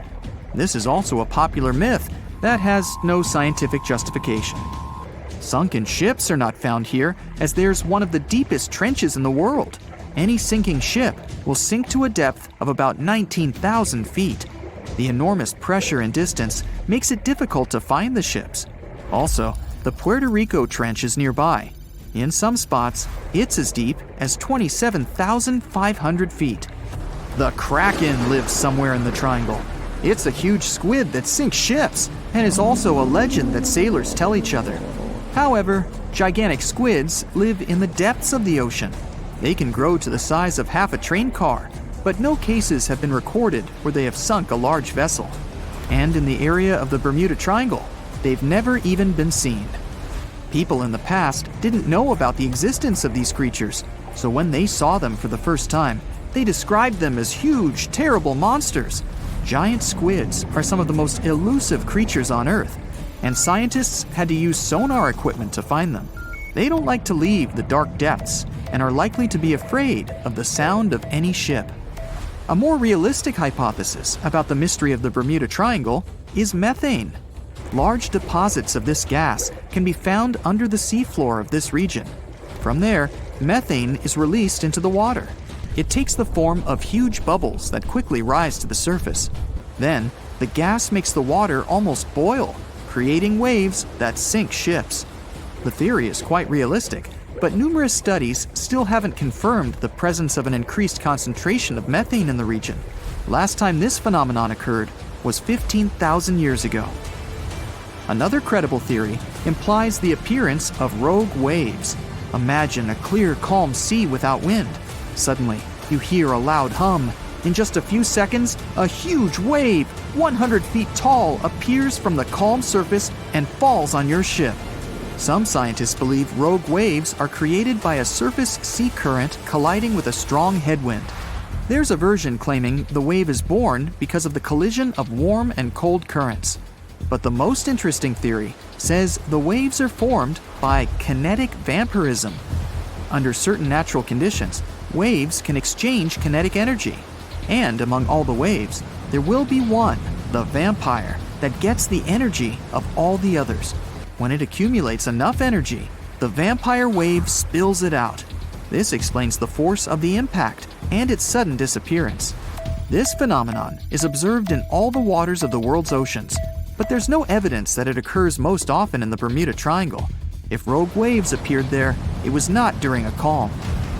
A restless sea is the main reason for ship disappearances in the Bermuda Triangle. Severe storms and hurricanes are a frequent thing there, because the Bermuda Islands is an area of high pressure that diverts thunderstorms towards the triangle. Huge waves simply overturn ships, and thunder and lightning flashes disable planes' electronics. There's nothing mysterious about this. Storms and ship disappearances occur in all oceans, but a lot of legends were made exactly about the Bermuda Triangle. It all started in the middle of the 20th century when a book was published that tells us that Atlantis lies in the waters of the triangle. No proof was given, but people liked this mysterious theory so much, they began to build upon it. They started making documentaries about it and writing new books. Each material devoted to the fantastic nature of the triangle was based not on facts, but the theories of other written books and films. And when a topic is popular, you can make money on it. Readers enjoy it, and authors are rewarded. Hey now, get ready to dive into the Sea of Mysteries, also known as the Black Sea. It is the largest inland body of water in the world, bigger than the entire state of California. It has dozens of lost ships and some secret underwater tunnels. And some people believe it's an ancient quarry that was mined out in 6 stages. The Black Sea has distinct vertical layers that don't mix, with higher and lower salinity.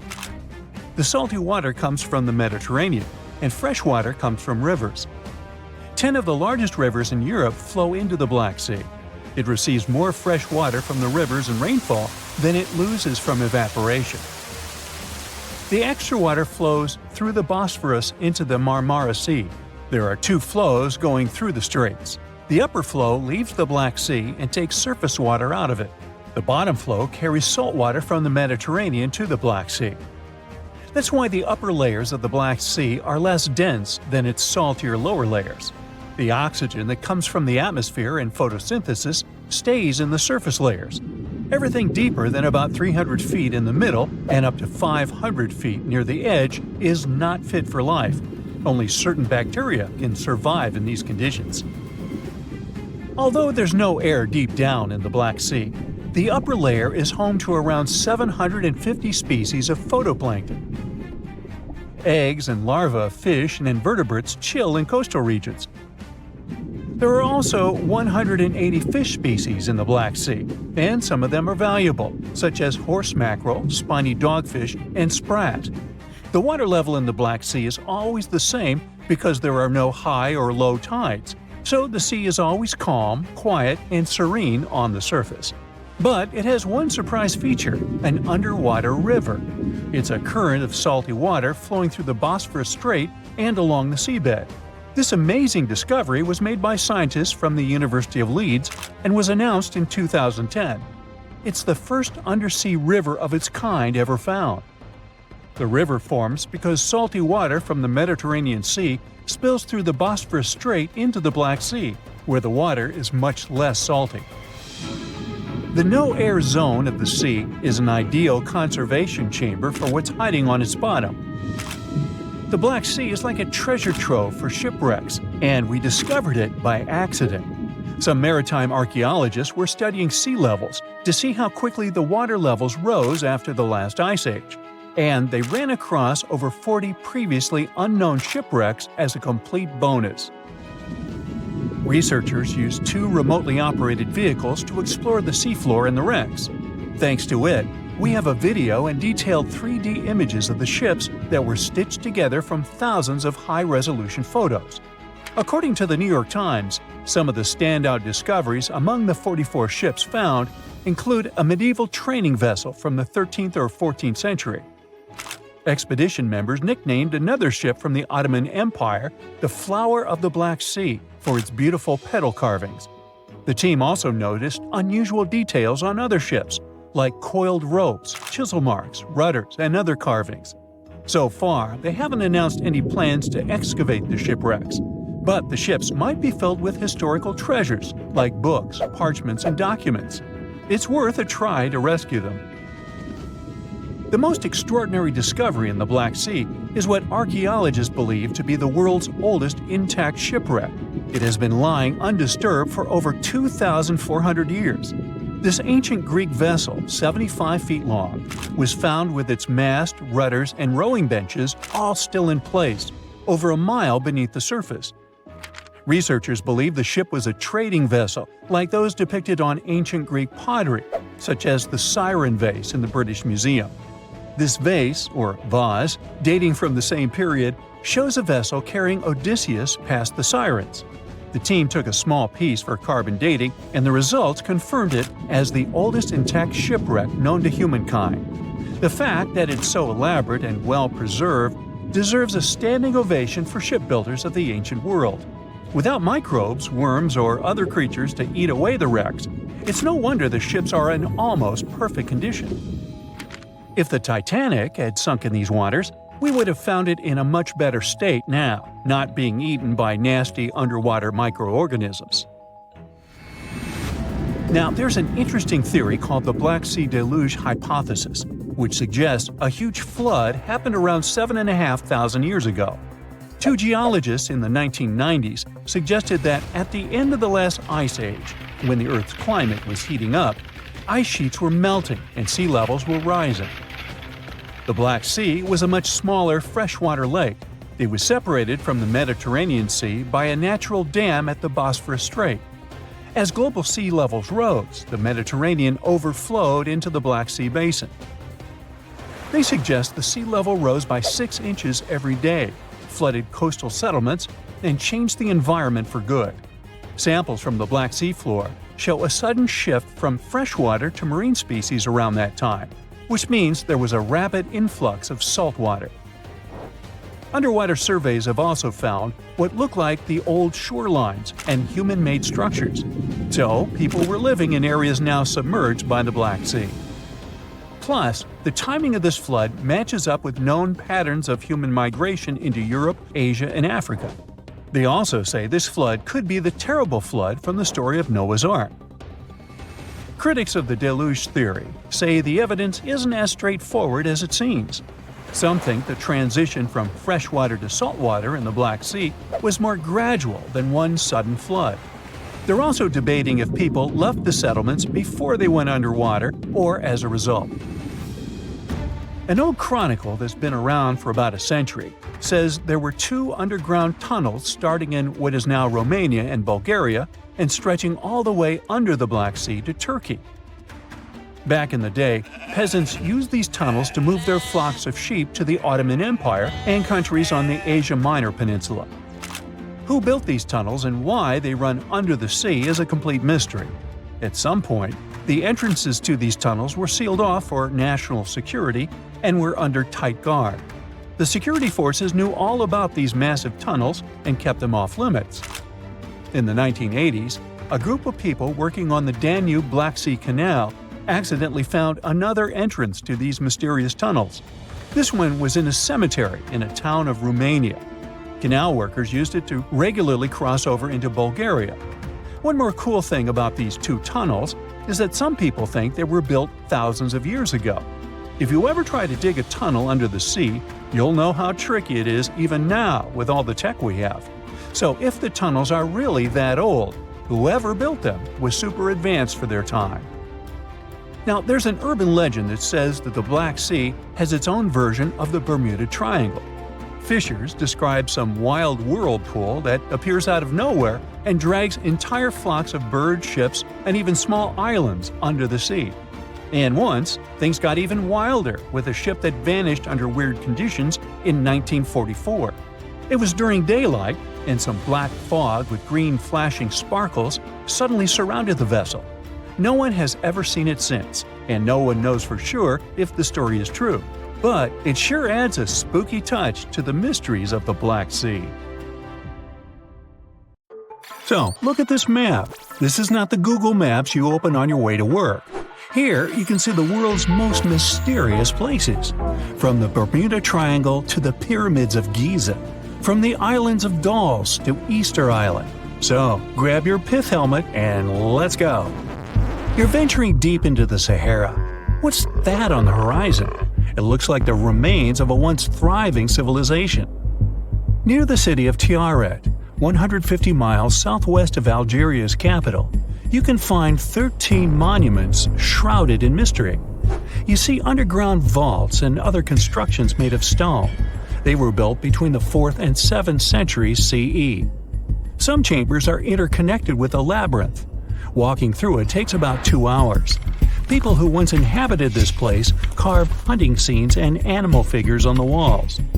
Researchers believe the place was built as a final resting place for the Berber royalty, but there's no way to prove it, and the abandoned city in the desert remains a mystery. Now, how about the Island of the Dolls? If this name doesn't give you the heebie-jeebies, I don't know what will. While moving down an ancient Aztec canal, you find this mysterious island. Hundreds of abandoned dolls are hanging from trees. There are so many, you lose count. Legends say it was a man who hung them there.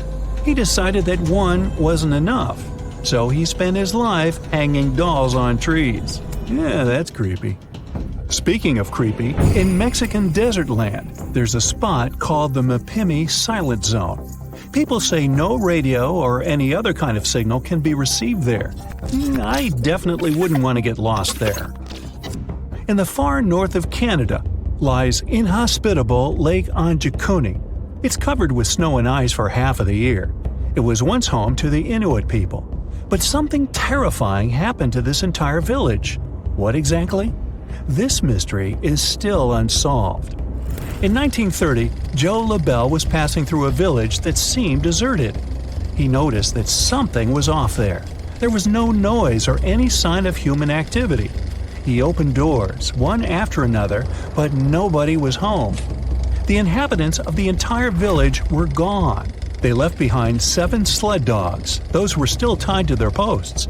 No one has been able to explain this disappearance so far. One of the world's biggest mysteries is the Pyramids of Giza. The Great Pyramid of Giza itself was built as a final resting place for Pharaoh Khufu around 4,500 years ago. It remains unexplained how the Egyptians managed to build the pyramids without any of the technology available to us nowadays. Interestingly, the pyramids align with Orion's belt and all face toward the north. Yellowstone National Park is known for its beauty, but also for some bizarre accidents. For example, in the summer of 1929, hundreds of people visiting the site fell sick. It all began with 6 employees, but quickly spread to the staff and guests of different hotels. Until today, it's unknown what happened. People didn't eat the same food, nor did they drink from the same water source or stay at the same hotel. So, make sure to keep an eye out for anything strange if you're ever in the area. The River Nid in North Yorkshire is said to turn things into stone. People from all over the world come to see this phenomenon with their own eyes. Tourists and locals travel there to leave different items in the well. A bicycle abandoned in the well turned into stone several days later. An old teddy bear became a piece of rock. Many believe that whoever stepped into this water would have a similar fate. But according to scientists, this is just a natural phenomenon. Local water is rich in minerals that form a coating around objects. It's this hard shell that makes them look as if they're made of stone. Now, how can rocks slide across the ground on their own? At Racetrack Playa, a dry lake bed at Death Valley National Park in California, they do. These moving rocks, called sailing stones, have been observed since the early 1900s. Locals believe that strong winds push them around. Other theories involve magnetic fields. In 2014, researchers discovered that the rocks were actually pushed by melting panels of floating ice driven by winds. Way to go, science! The Bermuda Triangle is a world-known notorious place. That's where over 50 ships and 20 airplanes have allegedly disappeared. Rescue missions never came back. It's located off the coast of Florida in the middle of the Atlantic Ocean. Unexplained disappearances there date back to the mid-19th century. There are different theories about why ships and planes vanish into thin air in this region. Some of them claim that the area is just extremely foggy, which makes it difficult for navigation. Another theory states that methane rising to the surface of the ocean can be the answer to this mystery, but no theory has been proven yet. In the mountainous country of Pakistan, you'll find the lost city of Mohenjo-Daro. This ancient archaeological site dates back to 2500 BCE. Scientists believe the city was built by the Indus Valley civilization. Here we see a well-planned street grid. And look at this elaborate drainage system. Nobody knows what happened to the people living in this town. The only thing scientists are almost sure about, it looks like something ended their lives all at once. Has the mystery of Easter Island finally been solved? You've probably heard of the fascinating monolithic statues standing on this Polynesian island. The statues, called moai, weigh up to 90 tons. They were built by the Rapa Nui people. How they managed to transport the statues remains unexplained. Researchers from the University of California believe the statues were built to make the soil on the island more fertile. And the coolest thing? The analysis has shown that the areas where the moai sculptures stand are indeed more fertile. The crooked forest in Poland is weird, to say the least. A grove of oddly shaped pine trees looks like something straight out of a sci-fi movie. The grove is home to around 400 pines that were planted in 1930. They all first bend toward the north and then continue growing upright. No one knows for sure why this happened. The surrounding forest is full of perfectly straight pine trees. Is there a monstrous creature living at the bottom of Loch Ness in Scotland? Whether it's a myth or reality, it sure is spooky. The legend of the Loch Ness Monster appeared somewhere around 1933. Since then, people have been claiming to have seen dragons, prehistoric monsters, and sea serpents in the lake. Will we ever know the truth? The Wharton Basin, off the western coast of Australia, is home to odd geological phenomena. Huge earthquakes happen there, one after another. This would be unsurprising if the area was located above a fault line, which is where two tectonic plates meet. But that isn't the case. The area is located on the Australian plate, but researchers believe that a new fault line might be forming there. This is the only reasonable explanation for what's happening in that area. One of the most isolated places on Earth, the North Pole, is as mysterious as it gets. A land of ice and odd disappearances. In the late 1840s, an expedition of more than 130 people, known as the Franklin Expedition, vanished in that region. Some evidence was found 150 years later, a leather shoe and snippets of journal entries. My own theory? They were all hired by Santa Claus to work in his toy factory.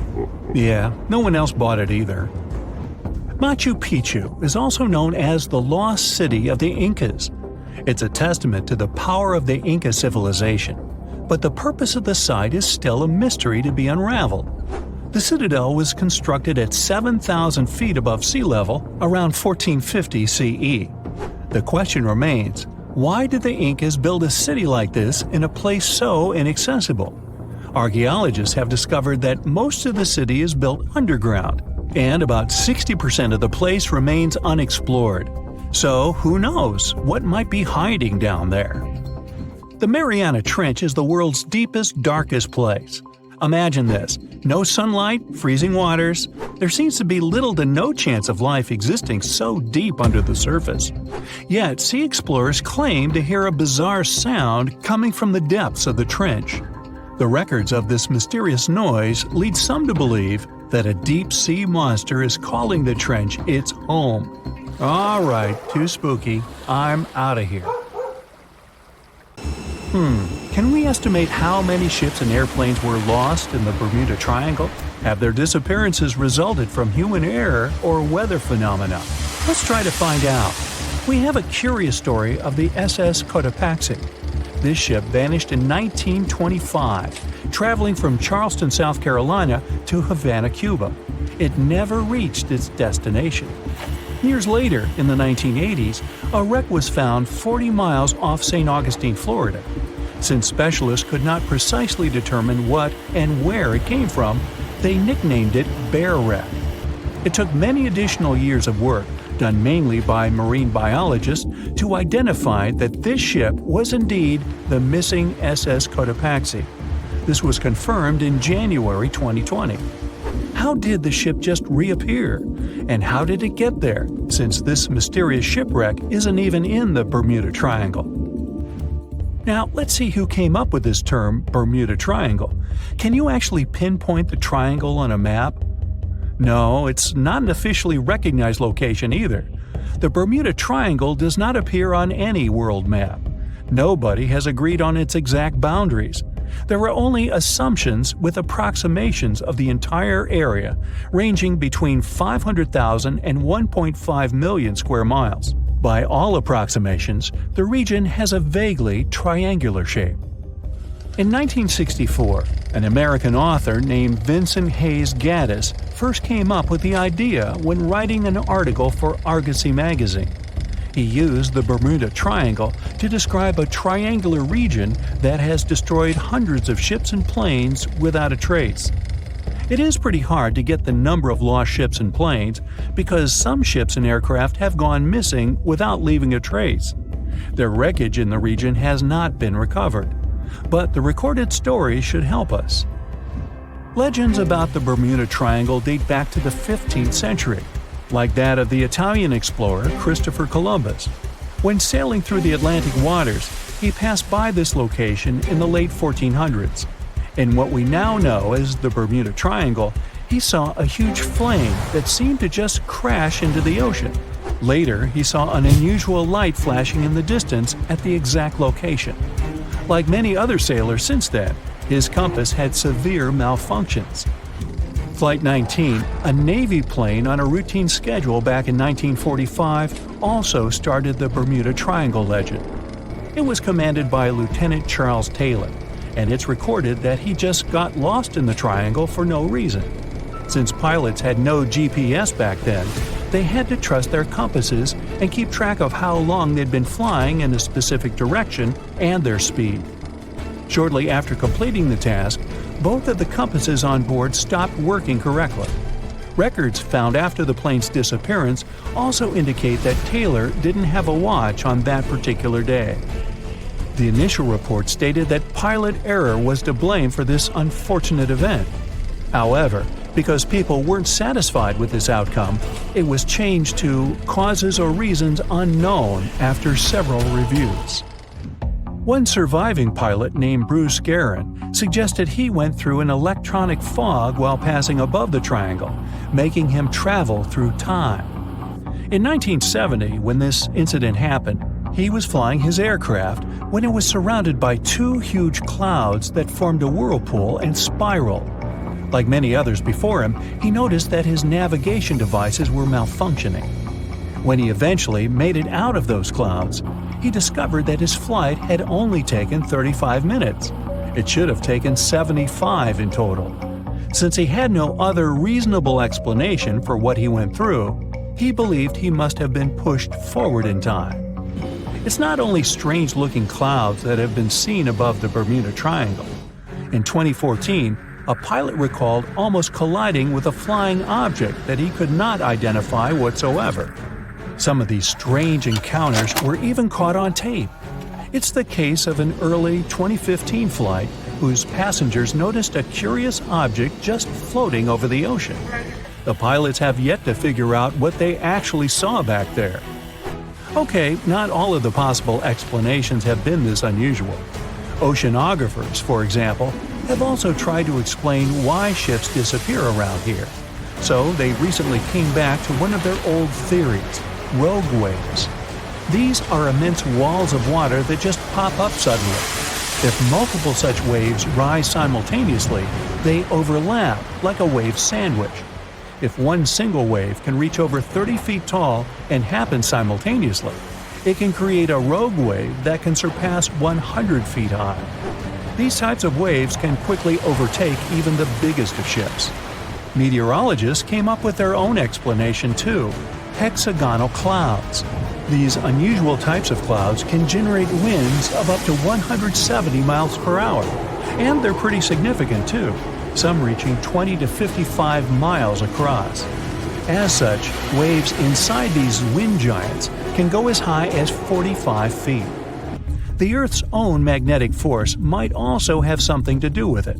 Within the Bermuda Triangle, compasses point to true north, the geographic North Pole, rather than magnetic north, the shifting magnetic North Pole.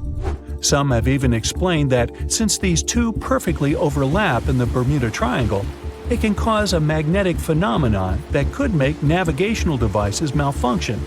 It's called the agonic line. The problem is that scientists have discovered that this line moves each year. It might have passed through the Bermuda Triangle at one point, but it's now through the Gulf of Mexico. Other strange natural phenomenon found along the coast of Norway could help explain why the Bermuda Triangle has claimed so many ships. There are some deep craters there, measuring up to half a mile wide and are 150 feet deep. Scientists believe they were created by methane gas bubbles. This gas seems to be leaking from deposits hidden deep in the seabed. Once the gas reaches a certain quantity, it bursts to the surface and causes eruptions. So, do pilots and ship captains actually avoid this area today? Could this explain why there are fewer ships that get lost there nowadays? But if you've ever flown from Miami to San Juan, Puerto Rico, you probably know that's not true. As for ships, if people would avoid the Bermuda Triangle, nearly all Caribbean vacations would be spoiled. To this day, there are a lot of flights that go over the Bermuda Triangle, so it's clear nobody is avoiding it. This place is one of the most heavily traveled shipping lanes in the world. Nowadays, the Bermuda Triangle has heavy daily traffic, both by sea and air.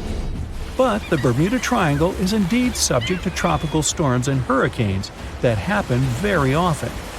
Let's also keep in mind that the Gulf Stream, a strong ocean current that causes sharp changes in local weather, passes through the Bermuda Triangle. Besides, the deepest point in the Atlantic Ocean, the Milwaukee Depth, is also located in the Bermuda Triangle. The Puerto Rico Trench reaches almost 27,500 feet at the Milwaukee Depth. So, if you think about it, the whole mystery is a perfect combination of human error, bad weather, and a lot of ship traffic. This was confirmed by data provided by the U.S. Coast Guard. If you look at percentages, the number of ships or planes that go missing in the Bermuda Triangle isn't different from anywhere else. Disappearances do not happen more often than in any comparable region of the Atlantic Ocean. Official statistics say around 50 ships and 20 airplanes have vanished while traveling through this region. So that's another reason why the total number is so hard to pinpoint. Nobody could describe its rescue in official records if a boat was reported missing. There are also some events that, it turns out, didn't happen at all, adding to those false reports, like that of a plane crash back in 1937 off Daytona Beach, Florida, that local papers surprisingly revealed nothing about. In 1945, 5 TBF Avenger aircraft took flight for a routine training exercise around the Bermuda Triangle.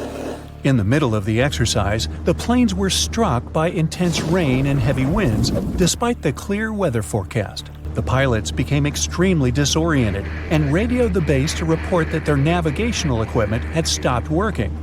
The last thing the base heard was, "When the first plane drops below 10 gallons, we'll all go down together," and then static.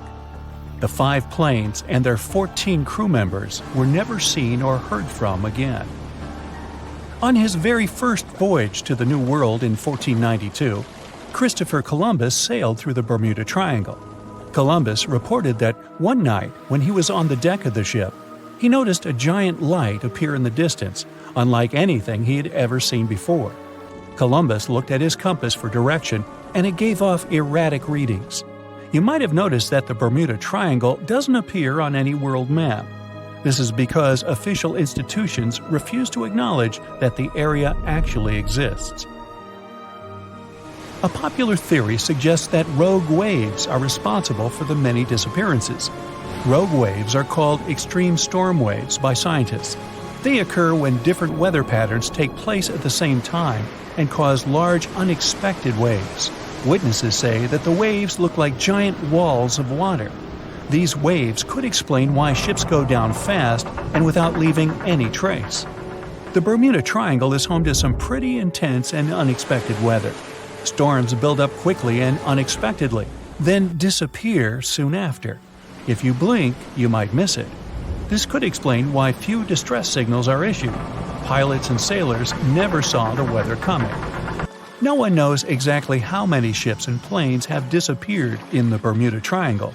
The rough estimate is 50 ships and 20 planes. Most of the time, the disappearances had no explanation and no wreckage has ever been left behind. Another bizarre theory trying to solve the Bermuda Triangle mystery comes from Charlie Berlitz. He insists that the area is home to the lost city of Atlantis. The missing ships and planes and malfunctioning equipment, according to him, were all caused by rays of energy let out by the special energy crystals that power Atlantis. While this sounds silly, Berlitz's theory was convincing enough that over 20 million people bought his book worldwide. In the year 1800, a large sailing vessel called the USS Pickering departed from the U.S. on its way to the West Indies. The ship sailed into the Bermuda Triangle along with its 90-man crew and was never heard from again. The USS Pickering was the first ever confirmed ship to vanish in the Bermuda Triangle. It's believed that the ship was taken out by a storm, but because no wreckage was ever found, we'll never know for sure. When the TBF Avenger planes went missing, a massive search operation was conducted. Boats and planes searched the Bermuda Triangle for any signs of the aircraft. One of the boats searching was a PBM-5 Mariner airboat. The airboat took flight at 7:27 p.m. and called in a routine radio message 3 minutes later. Then, it was never heard from again. No trace was ever found of the rescue airboat or the 5 Avenger aircraft. An enormous investigation was launched into the disappearance of all these vehicles, but nothing was ever discovered.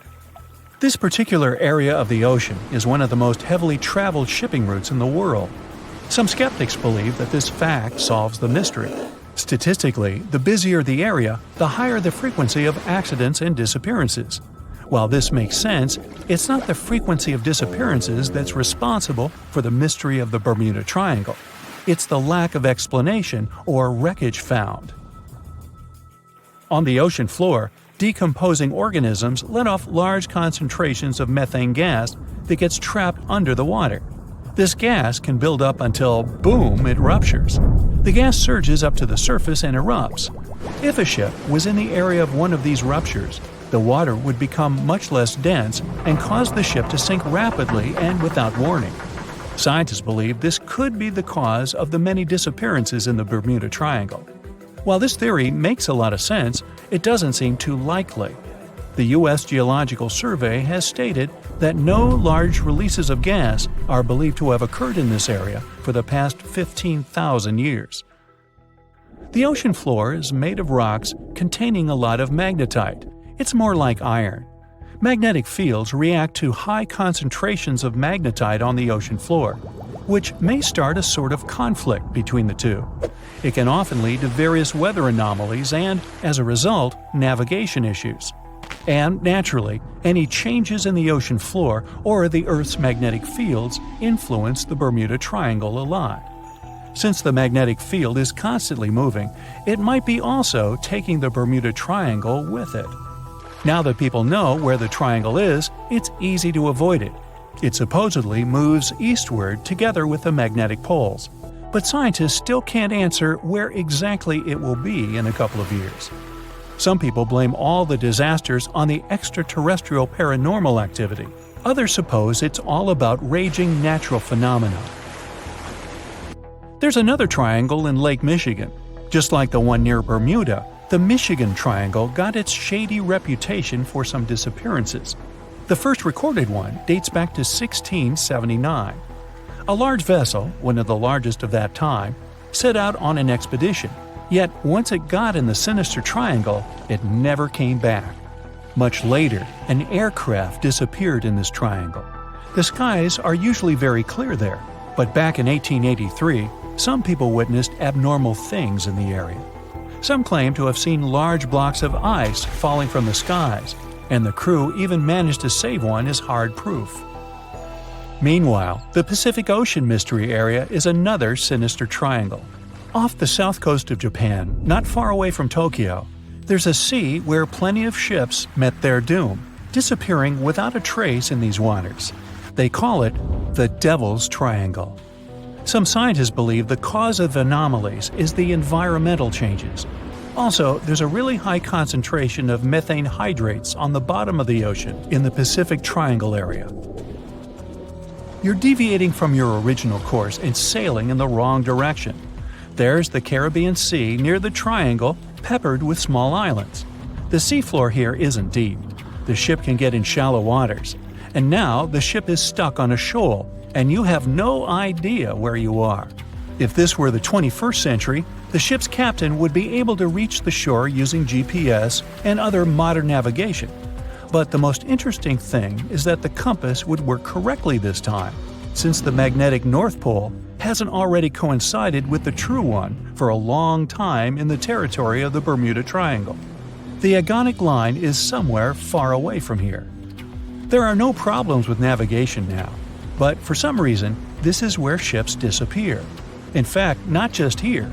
Throughout the Atlantic Ocean, there are places where many more ships were gone. The Bermuda Triangle is not even in the top 10 of such places. One of the main reasons why many ships are lost here is that one of the most popular shipping routes in the Atlantic passes through the Bermuda Triangle. And the more ships in one place, the more shipwrecks. Simple probability. Then, it just starts getting weird. Other theories say that there's a space-time rift in this region.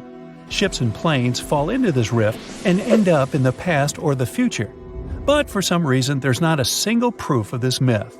There's no reason to think that the rift is hidden somewhere here. The base of an extraterrestrial civilization is located in the Bermuda Triangle. Visitors from other galaxies steal sea vessels along with the crew, so no one finds the wreckage of the ships. This is also a popular myth that has no scientific justification. The Kraken lives somewhere in the triangle. It's a huge squid that sinks ships and also is a legend that sailors tell each other. However, gigantic squids live in the depths of the ocean. They can grow to the size of half a train car, but no cases have ever been recorded where they sunk a large vessel. And in the area of the Bermuda Triangle, they have never ever been seen. People in the past didn't know about the existence of these creatures, so when they saw them for the first time, they described them as huge, terrible monsters. Giant squids are some of the most elusive creatures on Earth, and scientists had to use sonar equipment to find them. They don't like to leave the dark depths and are likely to be afraid of the sound of any ship. So, that should squash the squid as a suspect.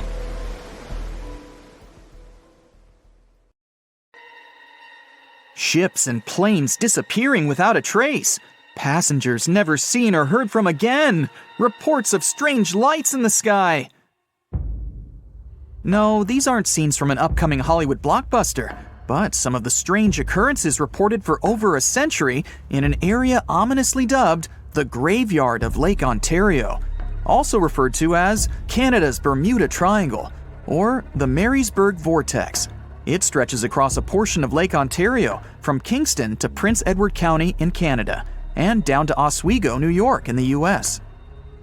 The tales about this area can be as chilling as the frigid lake water on which they took place. The most unsettling story involves the schooner called the Bavaria. It was 1889, and the ship was being towed across the lake. Rough waters severed the tow rope, and the Bavaria floated away. Luckily, the schooner was later found safe and fully intact. But there was one thing missing: the crew. Not a single person was found on board. What makes the story even more bizarre is that the dinner table was set, a loaf of bread was discovered, freshly baked, and the captain's money and his papers were fully accounted for. There was even a pet canary happily chirping away, as if nothing was amiss. What happened to the crew? We may never know. And this was not a unique incident. Just over a decade later, in 1900, 3 ships, the Annie Minnis, the Picton, and the Acacia were sailing across the lake, but only 2 would make it to their final destination. The third one, the Picton, was speeding ahead of the others when it simply vanished. According to a cook on the Annie Minnis, "We were well out into the lake and making good time when all of a sudden we saw the Picton's topsails coming off, and then her lower sails settled, and then, while we stood and watched, the Picton just disappeared." It's possible that the ship sank, as there was some wreckage later seen in the water, but the ship itself was never found, and none of its crew ever located. A few weeks later, a bottle with a note inside was discovered in Sackett's Harbor, New York. The note was from Captain Sidley of the Picton. "Have lashed Vesey to me with heaving line, so that we will be found together."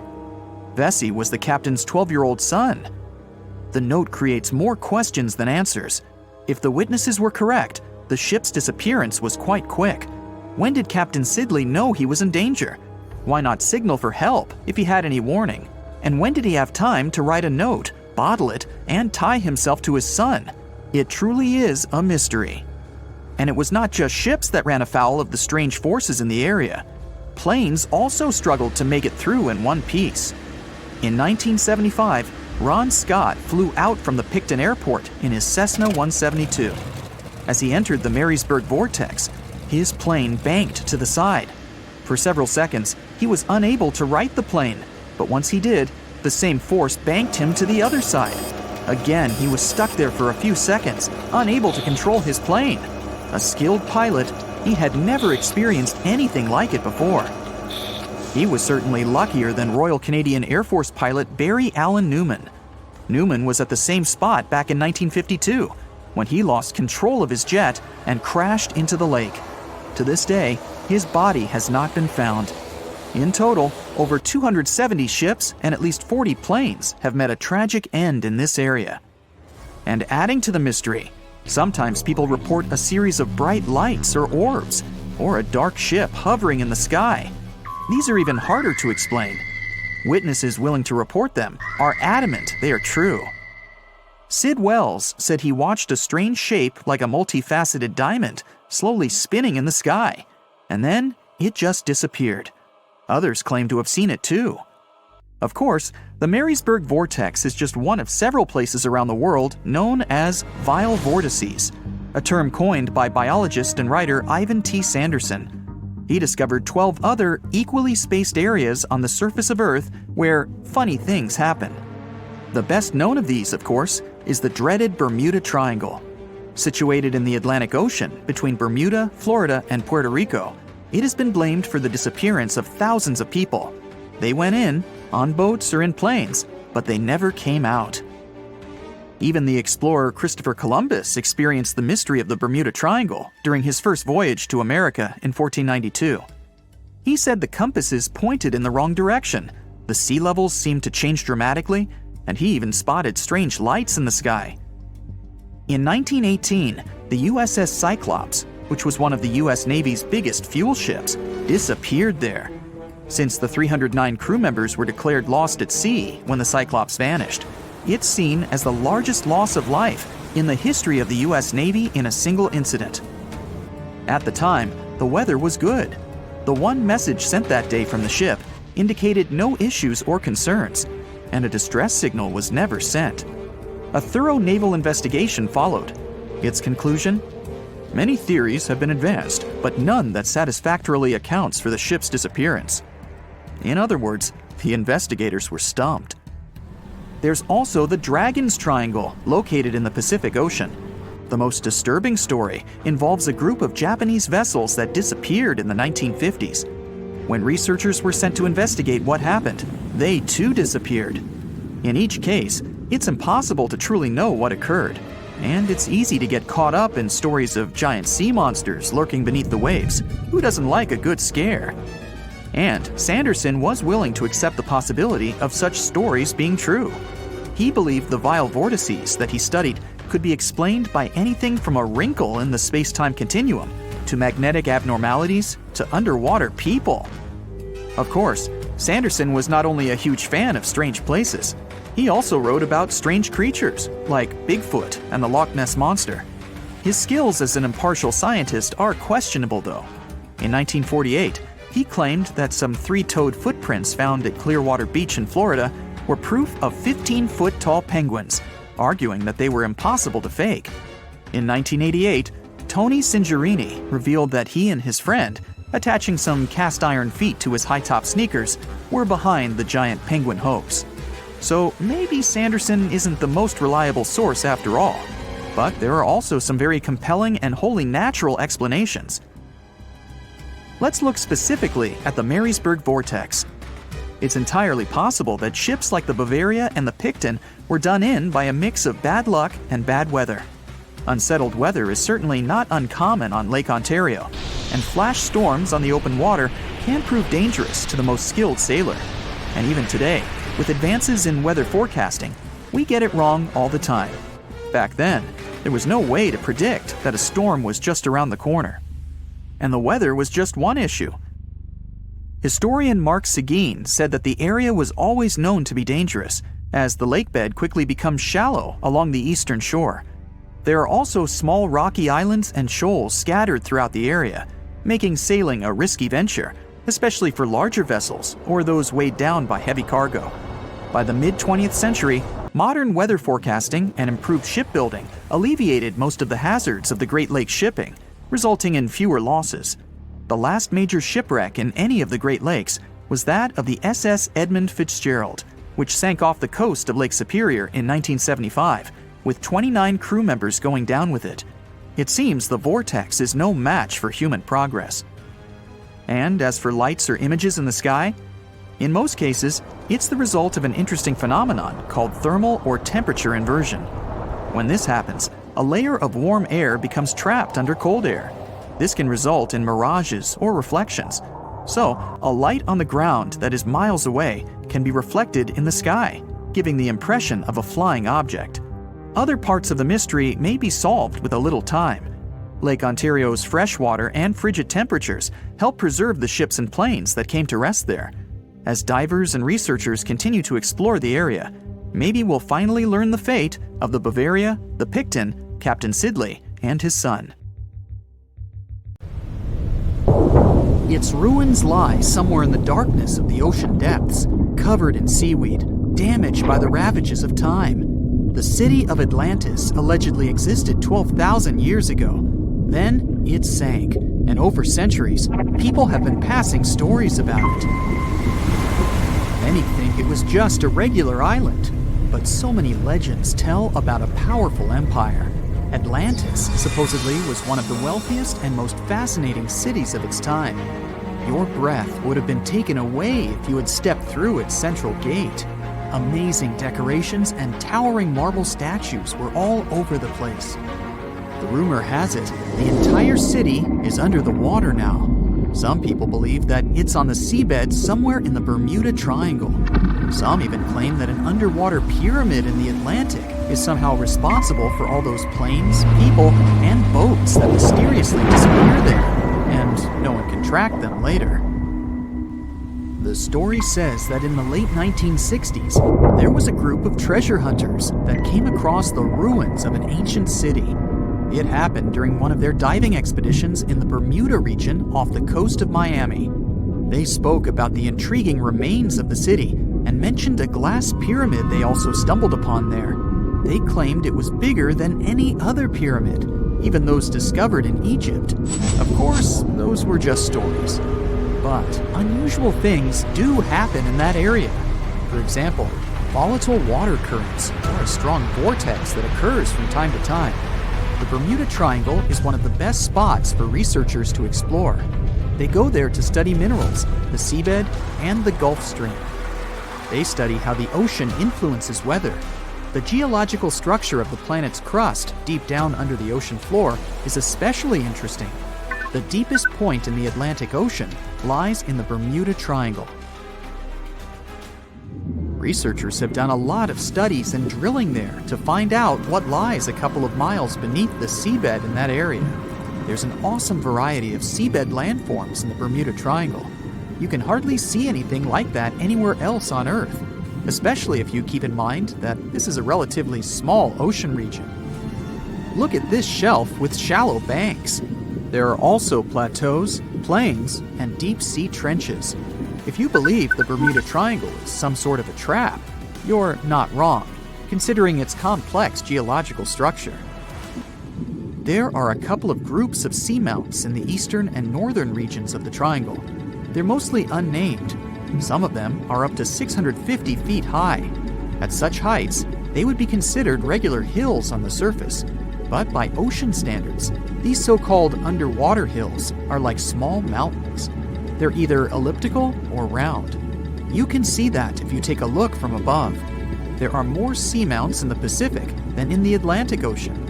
The underwater world in the Atlantic is less diverse than in the Pacific, unless we're talking about the Bermuda Triangle.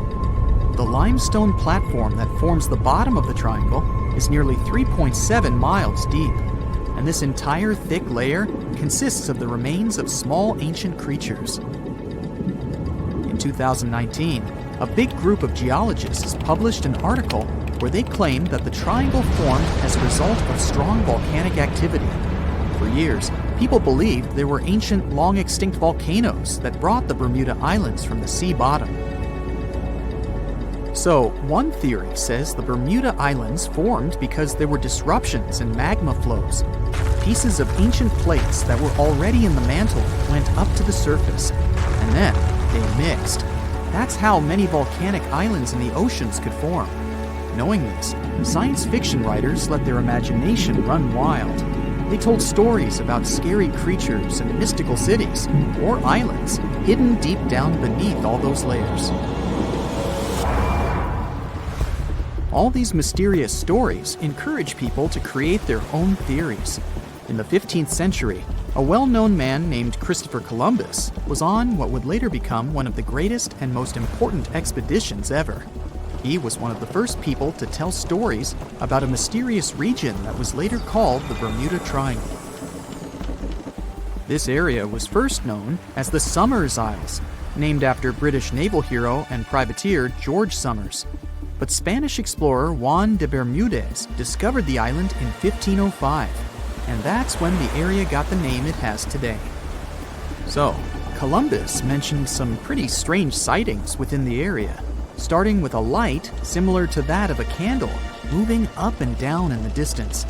He immediately warned his crew and asked them to look at the light, which kept vanishing and reappearing. He spoke about stars that seemed to move around in the sky. The needle of their compass went crazy too. But the most unusual thing he claimed he had seen was an unknown glowing object coming out of the sea and shooting toward the sky. Many people these days believe there was nothing really unusual there. Those must have been lights coming from another ship or from the shore. But Bermuda intrigues us today too.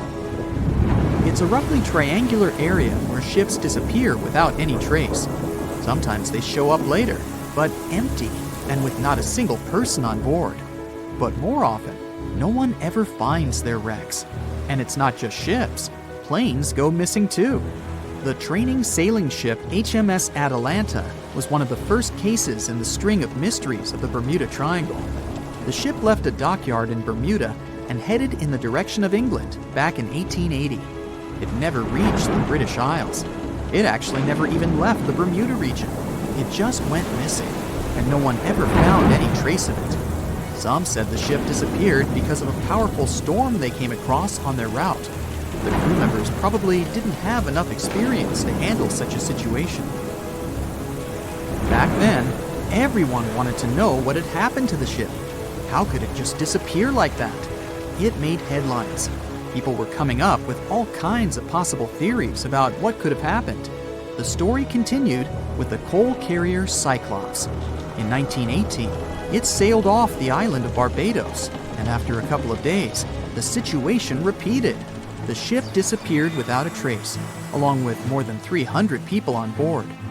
3 years later, in 1921, a Coast Guard on the Diamond Shoals near Cape Hatteras, North Carolina, discovered a massive commercial ship that ran aground. The Guard was prepared to help people in trouble, but they had no one to save. The ship was empty. None of the passengers or crew members were there. Some theories about this accident included pirates, but no one really found out what had happened. Flight 19 turned out to be one of the most famous incidents in that area. An entire group of aircraft disappeared in the area in 1945. A further rescue expedition didn't go well either, because one of the mariners with 13 crew members also went missing. And it's not that such things only happened a long time ago. A 29-foot-long ship with 20 people on board went missing a day after it was due to arrive at Lake Worth, Florida. There were neither any records of the ship nor any distress signal. The search mission involved boats and aircraft and lasted 84 hours. The rescue team covered an area that was nearly 2 times the size of the entire state of Massachusetts, but still nothing. The Bermuda Triangle is a place of great mystery, but the islands are a perfect spot for travelers. It's an excellent place if you're into golfing, for example. So, if you're lucky, you might easily run into some famous golf players or celebrities while there. And here's something interesting for music fans. John Lennon got inspiration for nearly 25 of his songs on one of these fascinating islands. On his very first voyage to the New World in 1492, Christopher Columbus sailed through the Bermuda Triangle. Columbus reported that one night, when he was on the deck of the ship, he noticed a giant light appear in the distance, unlike anything he had ever seen before. Columbus looked at his compass for direction, and it gave off erratic readings. You might have noticed that the Bermuda Triangle doesn't appear on any world map. This is because official institutions refuse to acknowledge that the area actually exists. As you probably know, the Bermuda Triangle is situated near the Bahama Islands. There's a strange structure around the bottom of the islands. The bottom of the ocean here is inconsistent. Every now and then, some otherwise sandy floor is replaced by giant dark holes, like a living place for some giant eel. The most common problem with those caverns, named blue holes, is that sometimes tidal waves can make them produce vortices and whirlpools. Experienced divers say that they're like waterfalls in the middle of the sea. In March 1918, carrying a crew of 306 people, the USS Cyclops left Barbados and headed home to Baltimore. The ship passed through the Bermuda Triangle on its journey and was never seen again. The Cyclops never issued any distress signal and disappeared without any explanation, making it the largest ship to go missing in the Bermuda Triangle. No wreckage has ever been found. No one exactly knows how many ships and planes have disappeared in the Bermuda Triangle. The rough estimate is 50 ships and 20 planes. Most of the time, the disappearances had no explanation and no wreckage has ever been left behind. A lot of Bermuda Triangle stories feature reports allegedly received from missing aircraft and ships. There are reports about strange cloud formations, tunnels in the air or above water, or the sudden appearance of thick fog sparkling with electric lights. As legend suggests, some of these anomalies are not only capable of completely disorienting any vessel, but also removing them from where they were altogether. Some enthusiasts of this theory draw a line between it and the experimentations of Joseph Hutchinson, who is trying to prove that electromagnetic fields can collide with each other and produce all kinds of disturbances to reality itself. He's done countless experiments in which electromagnetic fields were able to make objects levitate, fly out of the water, and begin to illuminate. Hutchinson himself thinks that similar things may have their place in special places like the Bermuda Triangle. There are some strange structures lying at the bottom of this eerie area. Some even reported the presence of giant pyramids here. In reality, the only giant things here are overstatements. The structures don't look like pyramids at all. They are called the Bimini Road. It lies northwest of the shore of North Bimini Island. In fact, it consists of 2 strange rock formations. Both look suspiciously like building blocks. Research showed that underlying ground layers beneath the Bimini Road feature nothing but bedrock, with no possible cavities in it. That totally excludes any possibility of these rocks being part of a building. In the year 1800, a large sailing vessel called the USS Pickering departed from the U.S. on its way to the West Indies. The ship sailed into the Bermuda Triangle along with its 90-man crew and was never heard from again. The USS Pickering was the first ever confirmed ship to vanish in the Bermuda Triangle. It's believed that the ship was taken out by a storm, but because no wreckage was ever found, we'll never know for sure. William Shakespeare's famous play The Tempest was inspired by the Bermuda Triangle. Sailors returned home to England to tell stories of treacherous waters near the Bahamas where ships mysteriously disappeared. These stories made it back to the bard himself and inspired his final play about a storm at sea transporting a ship to a mysterious land. The shipwreck in Shakespeare's play is based on the 17th century ship Sea Venture. The ship was carrying supplies from England to Virginia when it was struck by a massive storm in the Bermuda Triangle. Sea Venture was battered by the storm for 3 days and barely made it to the shore. Survivors of the wreck were stranded on a desolate stretch of Bermuda for 9 months. The floor of the ocean in the area is littered with shipwrecks from all over the world and of all ages. And as you can imagine, this is a sweet spot for treasure hunters brave enough to challenge the mysterious waters of this place. One of these treasure hunters was lucky enough to come across a secret map made from the orbit of the planet in the 60s during one of the first flights into space. This map reveals a lot of shipwreck coordinates in the Caribbean area. The luckiest treasure hunter in the world believed that these coordinates should lead to the remains of the ship that was part of Christopher Columbus's expedition. What he found there was a huge, unidentifiable object plastered with layers and layers of coral. It had long protrusions sticking out of it in bunches of 5 in different directions. 2 more identical objects were found nearby. Just off the coast of Japan, you'll find the Bermuda Triangle of the Pacific Ocean. Between 1950 and 1954, 9 ships disappeared in this area without leaving a trace. The ship Kaiomaru 5 was sent to investigate these unexplained disappearances when it also vanished. After this incident, the Japanese authorities labeled the area a danger zone, and sailors are encouraged to avoid it. The local people of Andros Island, part of the Bahamas, have a legend in their folklore about a giant, vile octopus-like creature named Lusca. Nobody knows how big this creature could be, but they believe it is responsible for the disappearance of vessels in the area. Strangely enough, some giant octopuses were seen and even caught nearby, though they weren't nearly as big as the legendary creature. On the other hand, a giant octopus capable of dragging ships to rock bottom? None have grown to a size this big as far as we know, so this version doesn't seem too concerning.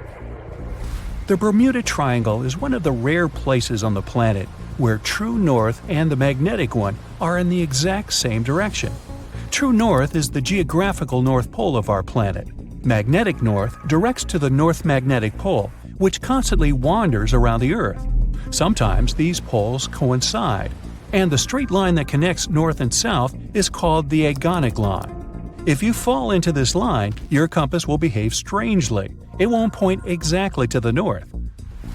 Astronauts of the International Space Station notice the Earth's magnetic field is weakened in the Bermuda Triangle area. This field is a shield that protects us from solar radiation. Above the triangle, the particles of the sun's rays move faster than in any other part of the planet. This causes unstable work of electronics of satellites flying in the atmosphere of Earth. It doesn't apply to ships and planes, though.